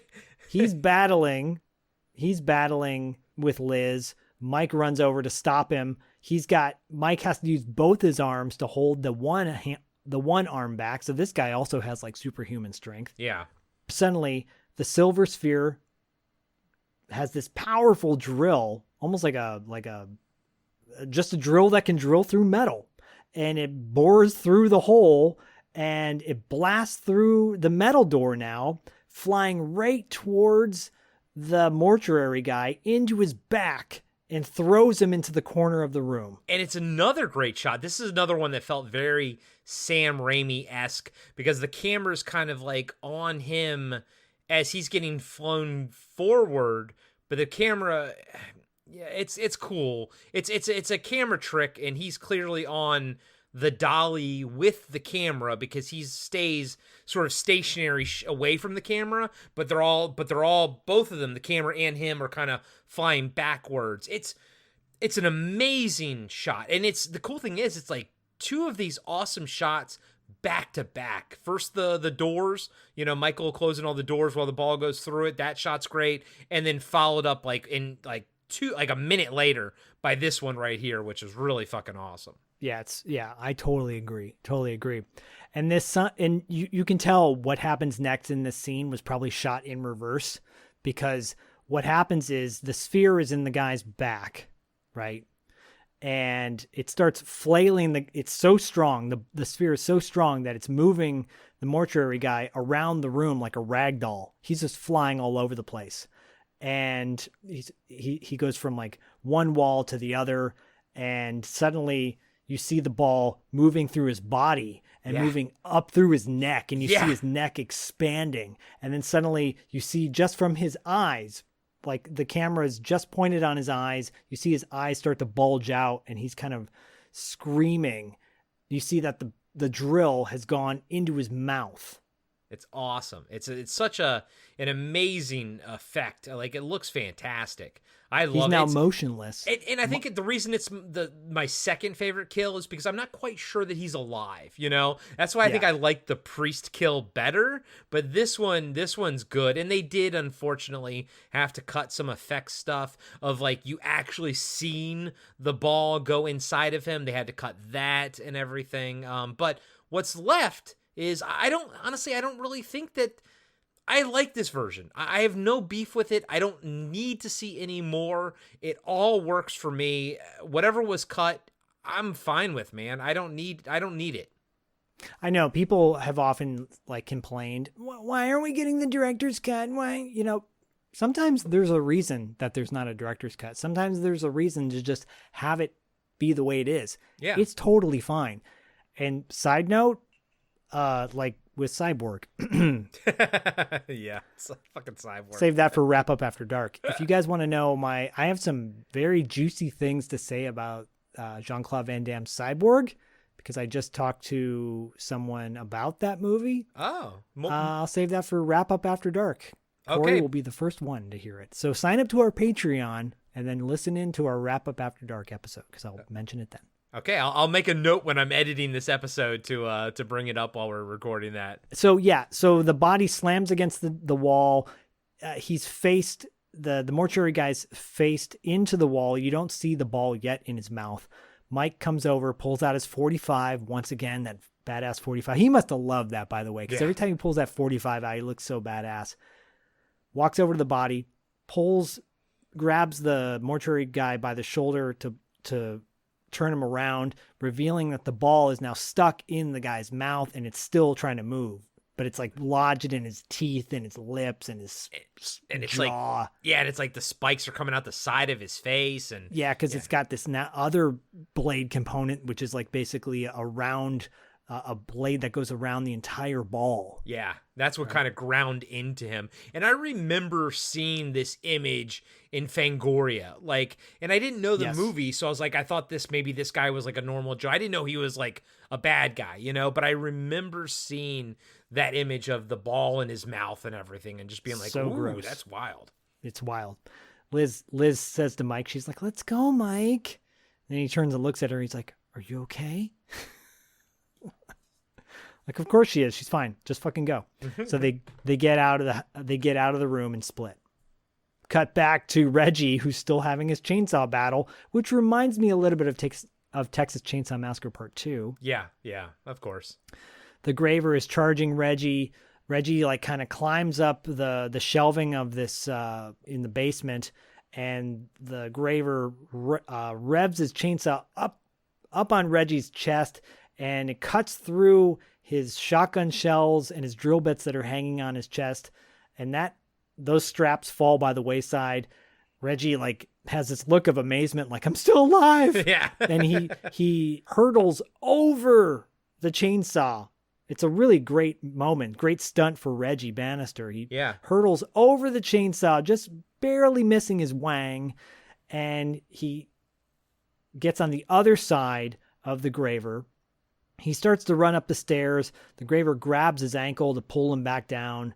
He starts smacking Reggie a few times to startle Reggie. Reggie's groggy, but as the graver kind of goes to hack him again with the chainsaw, Reggie grabs his chainsaw and sticks it right between the graver's legs. Dude, cutting off his wang and killing him. Just like how fucking Arnold Schwarzenegger kills Buzzsaw in Running Man. Oh, yeah, that's right. I didn't even think about that. And Reggie's look on his face is like orgasmic. He's like, yeah! Fuck yeah, dude. Right? Of course it is. He fucking survived that shit. He survived this badass, brutal graver. The graver's now dead. He leaves his chainsaw there. He leaves all his other shotgun shells and everything, but he picks up his 4-barrel shotgun, starts to go up the stairs, and then out of nowhere, 4 of the little dwarves come out right behind Reggie. Reggie realizes that he's got to take him out. He turns around, points the 4-barrel shotgun at the dwarves, pulls the trigger, and blasts through all 4 dwarves at the exact same time. And the only problem I have with this movie is that Reggie drops his shotgun. He throws it away now. I'm like, it works. I mean, it's like, why would you throw that shotgun away? It fucking works. He's thrown everything away. He didn't go back for his chainsaw. He didn't go back for his drill. He didn't go back for any of the bullets. He just left everything there. I guess the fear is that if there's 4 of those evil Jawas, there's probably more, right? I guess that, but it's not like he threw it down because there were more coming. He almost kind of even looks at the shotgun and throws it down. And I'm like, I don't need this anymore. It's like, yes, you do. Yeah, I know. That scene frustrates me too. It's the only scene in this movie that frustrates me. It's the only fucking scene. Yeah, because he just abandons all his weapons. Yeah. Quick scene of Kemi on the side of the road with Liz's car. It's broken down and she's kind of stuck. And she starts walking off down the road. Cut back to Mike and Liz slowly exiting the coffin room. And when they do, Mike grabs a piece of the curtain that's nearby, the velvet curtains that are in the coffin room. And he starts walking out into the hallway with Liz. They walk past the door where the severed hand was from the mortuary twin. And he says to Liz, wait a second. And he walks over and he puts the velvet curtain piece over the ball. And she's like, what the hell are you doing? And he's kind of tugging on the ball, keeping the hand. He's trying to dislodge the ball, but also keep the hand intact on the ball because he says, as long as the ball's embedded in flesh, it's safe. We might need it later. After he does that, pulls it free, he starts to move out with Liz with him. And then out of nowhere, Reggie grabs them. He goes, hey! Scares the shit out of them. Bastard, you bastard. And Reggie says to Mike as he's looking at the hand, the hand in the velvet wrap or whatever, he's like, where's the rest of the guy? And Mike says, I'll tell you later. And then this is funny because he gives the ball hand to Liz so he can get his blowtorch. He says to Liz, here, I'll trade you. He takes his blowtorch from Liz because Liz has his blowtorch all of a sudden. Yeah, I guess because he was popping the hand off, Yeah. So he takes the blowtorch. He gives her the hand with the ball in it, and then she's holding it, and she looks at it all gross, and she hands it to Reggie, and Reggie's like, ugh. It's really, really a funny moment. It's like hot potato moment, right? Yeah, I enjoy it. A little bit of levity. Yes. There's a quick cut to Kemi finding the hearse, and it's empty. She hotwires it, which I think is cool that they showed that she knew how to hotwire shit. Because she's been on the road for 10 years, right? Yeah. Hitchhiking. Of course. And she's got a big smile on her face and she drives off. Cut back to Reggie, Mike, and Liz. in the embalming room. This is when things get real. Yeah, I kind of tracked the time, and this movie was very, like, everything happened at the exact, like the first act ended at the right moment, the second act ended, now we're like 10 minutes, exactly 10 minutes left in the movie, and it's the climax, of course. It's the climax! So you get to see the moment we've all been waiting for. Mike has the ball in the hand. He's able to, like, dislodge the ball from the hand and quickly shove it into the keyhole. And as soon as he does, the room that has been sealed up opens up to reveal the gateway to the other dimension. And what a cool set. It's like this white room with those two pillar things, those two metal sound pillars. Tuning. No, they're not tuning forks, but they kind of like they hum or something, They are like tuning forks, though, because in the original one, this room looks just like it did in the original. Yeah. With a few added details, like all the canisters of all the gross dwarves. Yeah. But it's essentially the same room, which is great. They kept it the same. Okay. And the tuning forks in the original one, Reggie has a moment when he's jamming with Jody where he uses the tuning fork, and so he realizes, oh, if I put my hands on top of these two things, I can cause them to stop. Why they didn't do that in this one? Well, actually, they don't have a moment to do that. Yeah, they don't. And you're right. That's an image that is in my head. I know I've seen it with Reggie with his hands on top of the two fork things. Yes, yeah, the two little poles. At this point now, the three of them are standing in the doorway. They walk in. Mike has his 45, Reggie has the blowtorch, and Liz walks in with them as well. Mike walks Liz over to the portal and starts showing her how it works, right? Like, he puts his hand into the portal and then pulls it out. And it's a very simple shot. It is, because you can tell there's a mirror sort of kind of blocking it, where the way it's angled, you can tell it's a mirror and everything, but it's all in camera. It's all done in camera, so it works. Yeah, it totally works. At the same time, Reggie walks over to the wall of black canisters to see what's inside them, and he sees like a grotesque looking liquefied dwarf kind of floating around in there. Yeah, and it's like alive. It's like blinking and looking at him. It's not like it's in suspended animation or something. So disgusting. So Liz and Mike are looking at the gateway portal, and then Reggie stands up in the entrance of the room. Then he goes, "Come on, let's torch this place and get out of here," right? And then right when he does, the camera pans over to reveal that the tall man is behind Reggie. Right behind him, yeah. Very dramatic moment.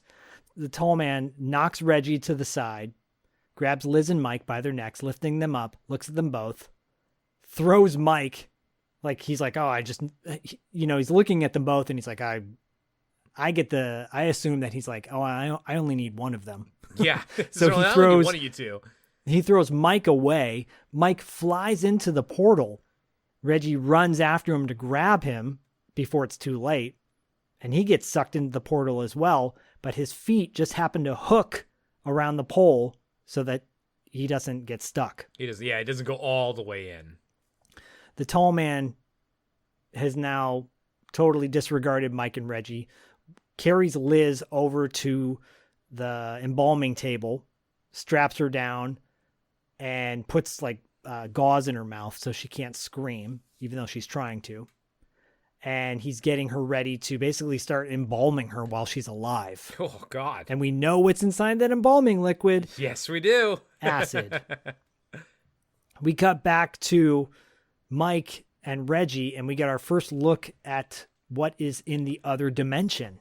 Did we see that in the last movie at all? Did we see this? We did. We Okay. did. It's a little bit different. It wasn't as detailed as this is. Okay.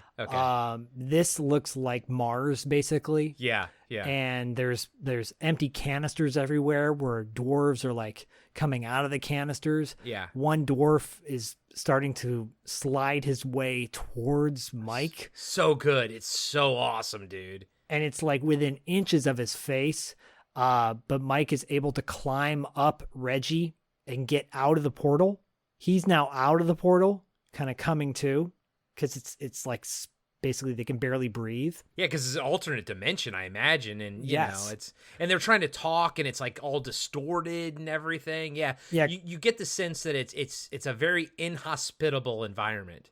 Exactly. Yeah, Mike has now climbed out, and now that weird, grotesque-looking dwarf, liquefied, slimy one is moving towards Reggie, and it's almost in his face. It's like inches within his face. Yeah, it's like it's about to touch him. I love it. And then Reggie gets pulled out. Reggie's screaming, ah, because he's so good at screaming, and Reggie gets pulled out just in time by Mike. That's And all. they're both Yeah, you're free. right. It's that dwarf thing and I love how its eyes were closed. It looked a little different, and I love the way it looked. But yeah, it was on top of Reggie when he got pulled out.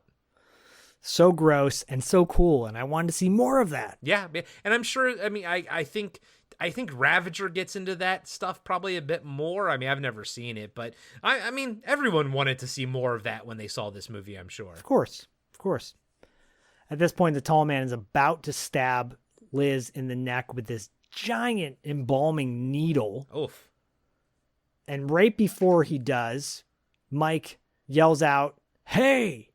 to the tall man. Tall man stops before he jams the needle in her neck, looks over at Mike, who's standing right by the entrance to the portal room, has his hand on the sphere, and says, "Suck on this." And he pulls the sphere out, and the sphere flies right at the tall man, jams its blades right into the tall man's head. Awesome. And starts So fucking drilling awesome. into his head. Yeah, it's so cool. Fucking cool.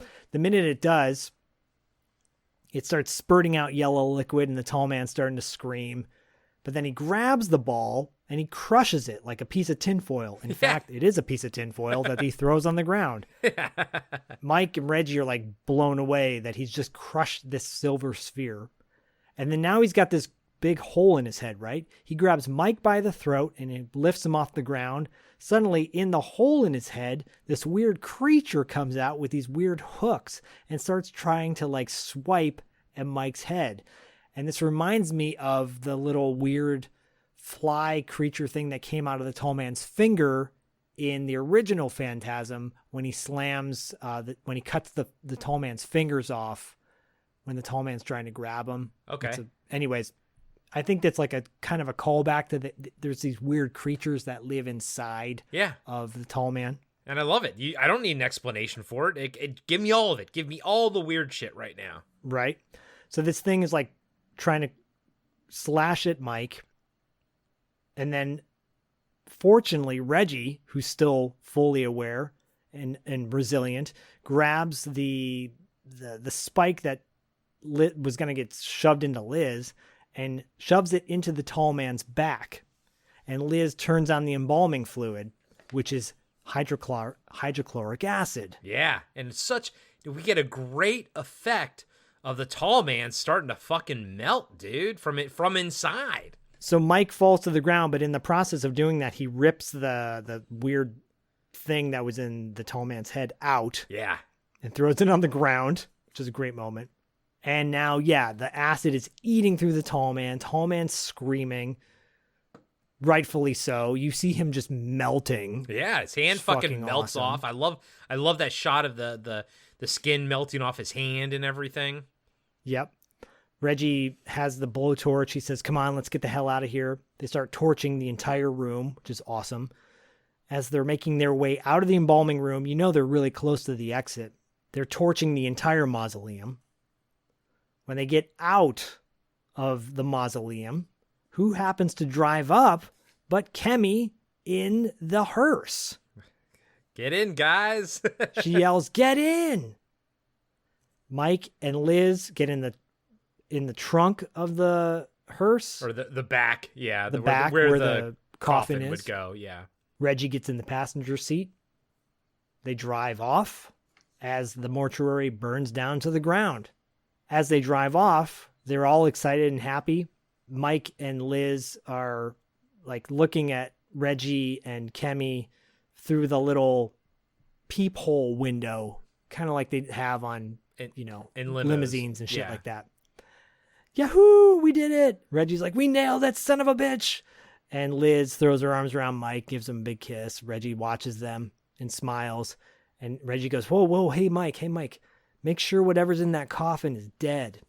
Mike, again, draws his .45, all badass, opens up the coffin. It's empty. Mike says, empty, slams it shut, big smile on his face.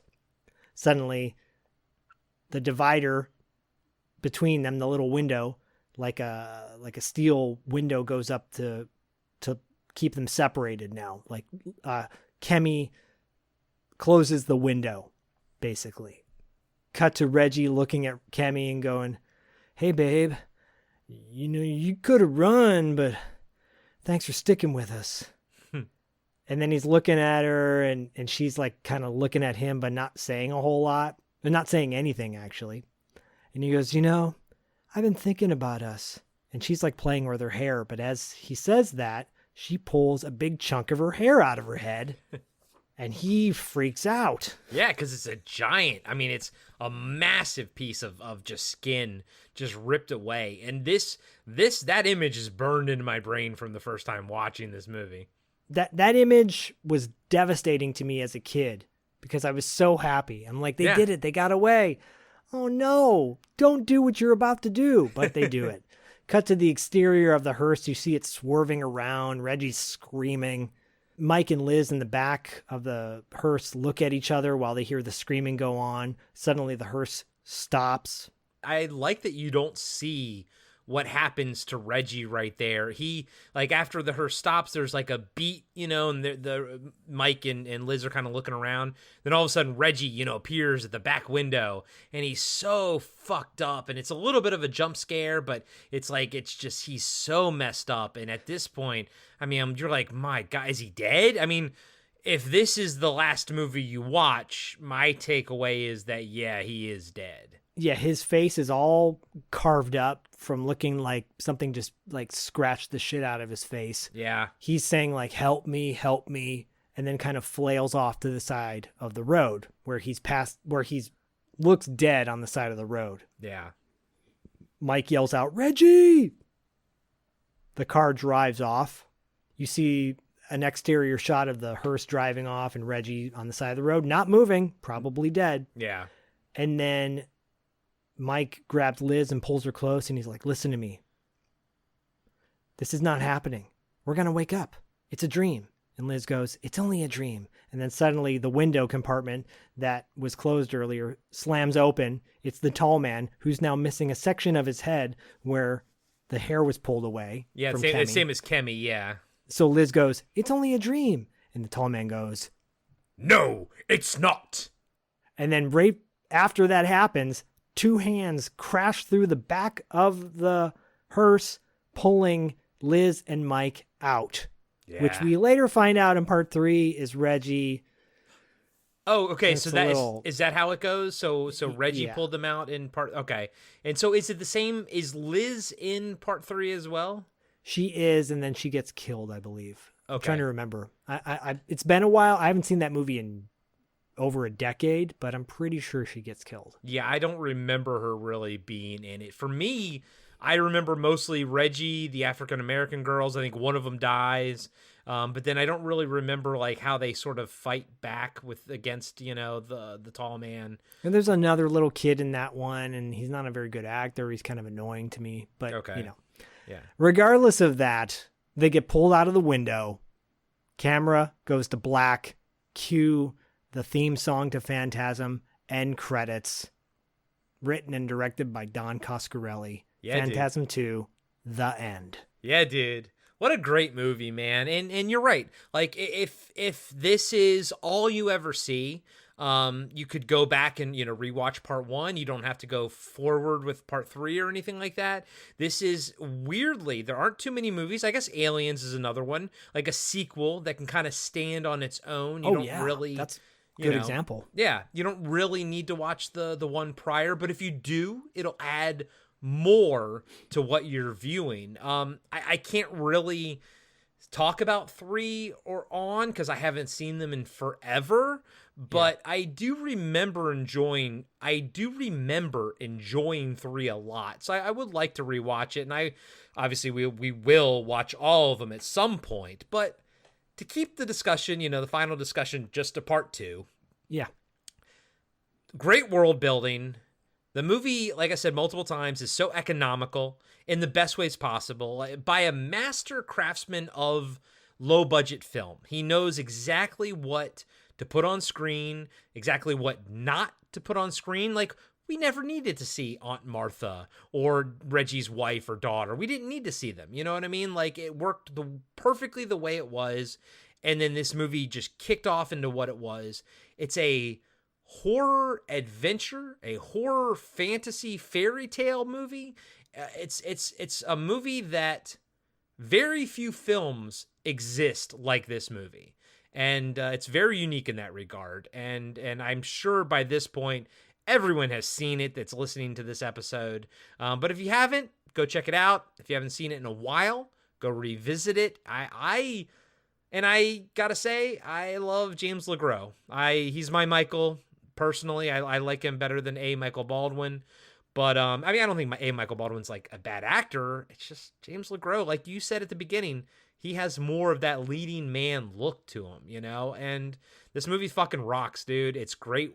Like, it makes my mind spin with all the possibilities of world building. And I think that is truly what I love the most about the Phantasm series, but right now, specifically, Phantasm II.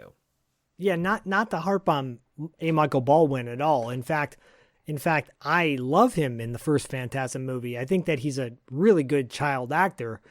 It's just one of those child actors that when he got older, he didn't fit the mold of what James LeGros ultimately turned Michael into. Because in the third one, it's now Michael Baldwin wearing James LeGros' outfit, the t-shirt, the thermal, and you're like, it doesn't work because he's kind of a lanky guy. Yeah. Just doesn't look, and James LeGros he's kind of jacked up. He's muscly, muscular. He was pretty thick in this movie. Yeah, so again, that's why I chose this film, because I feel like it is a standalone sequel. It's a sequel in many regards because obviously it's piggybacking off of a cult classic. But man, as a standalone film, it totally works. And it has to. It came out 8 years after the original. 9 years after the original, if you think about it, because it came out in 88 and the original one is 79.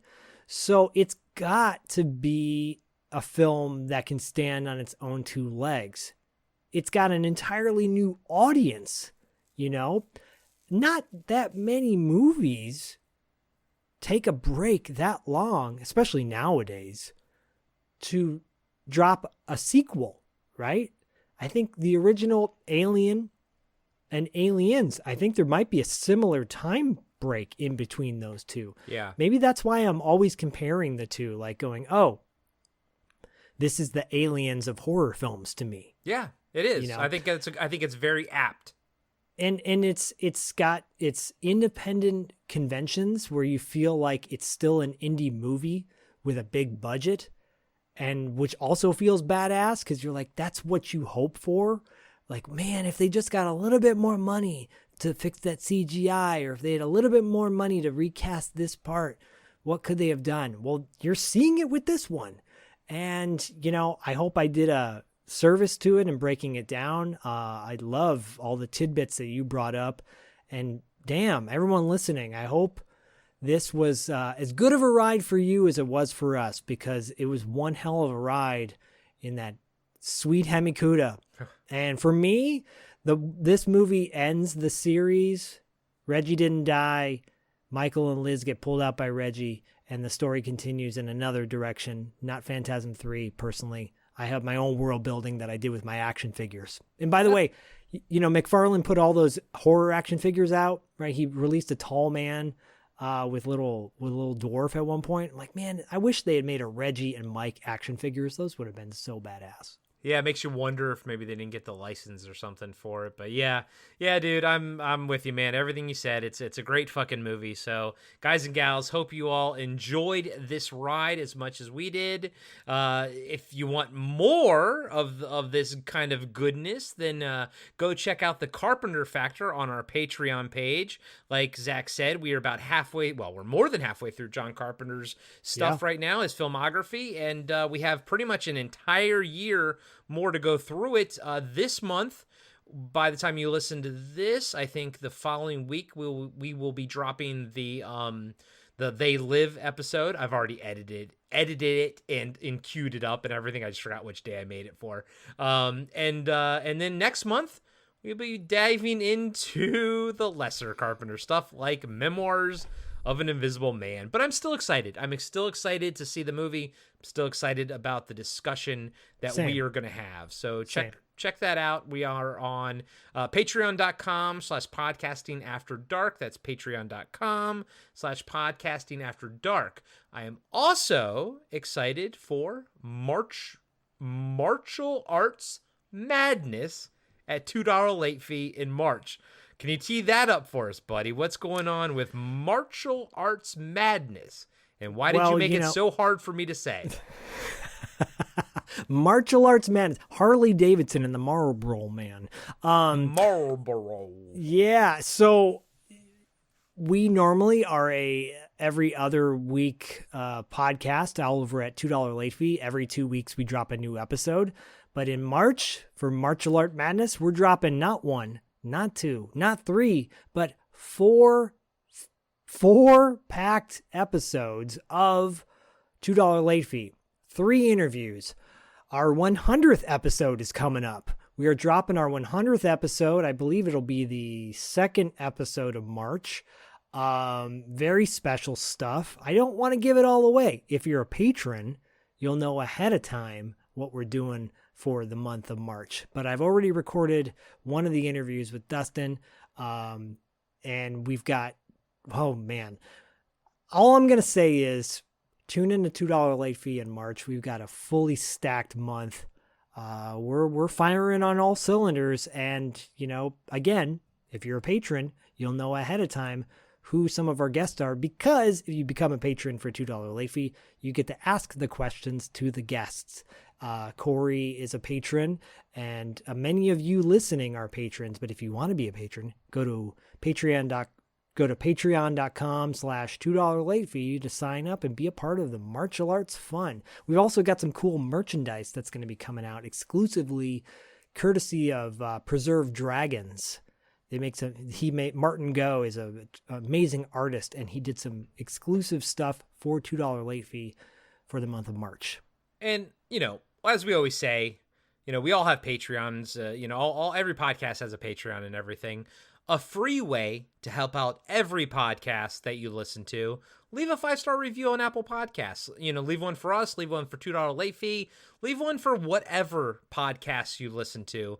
It's a free way, and they really do go a long way in getting new listeners in front of all of our shows and everything. So, we appreciate all the patron support. We really do. But that is a free way to help help every show out. And of course, just tell your friends about us, tell your friends about $2 late fee and everything. It's Go to TeePublic and buy a t-shirt from one of our shows.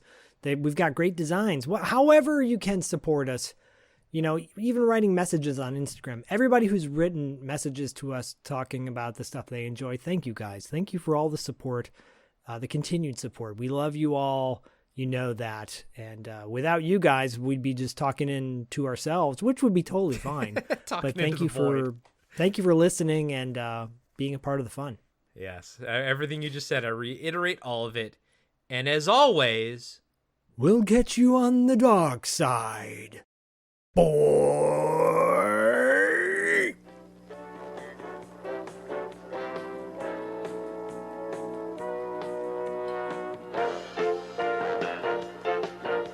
Be sure to subscribe to Podcasting After Dark and give us a 5-star rating on iTunes.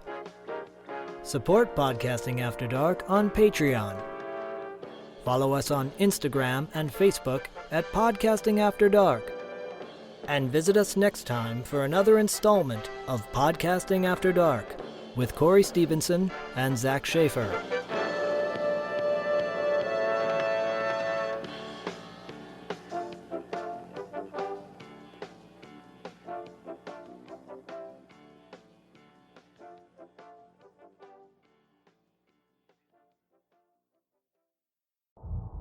Imagine being one of the last people on Earth, being trapped alone with something not human, something always watching, something always waiting.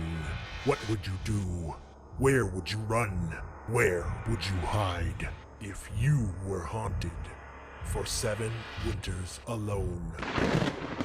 Podcasting After Dark presents 7 Winters Alone, a dystopian haunted house story by David Irons. Available now in paperback and ebook.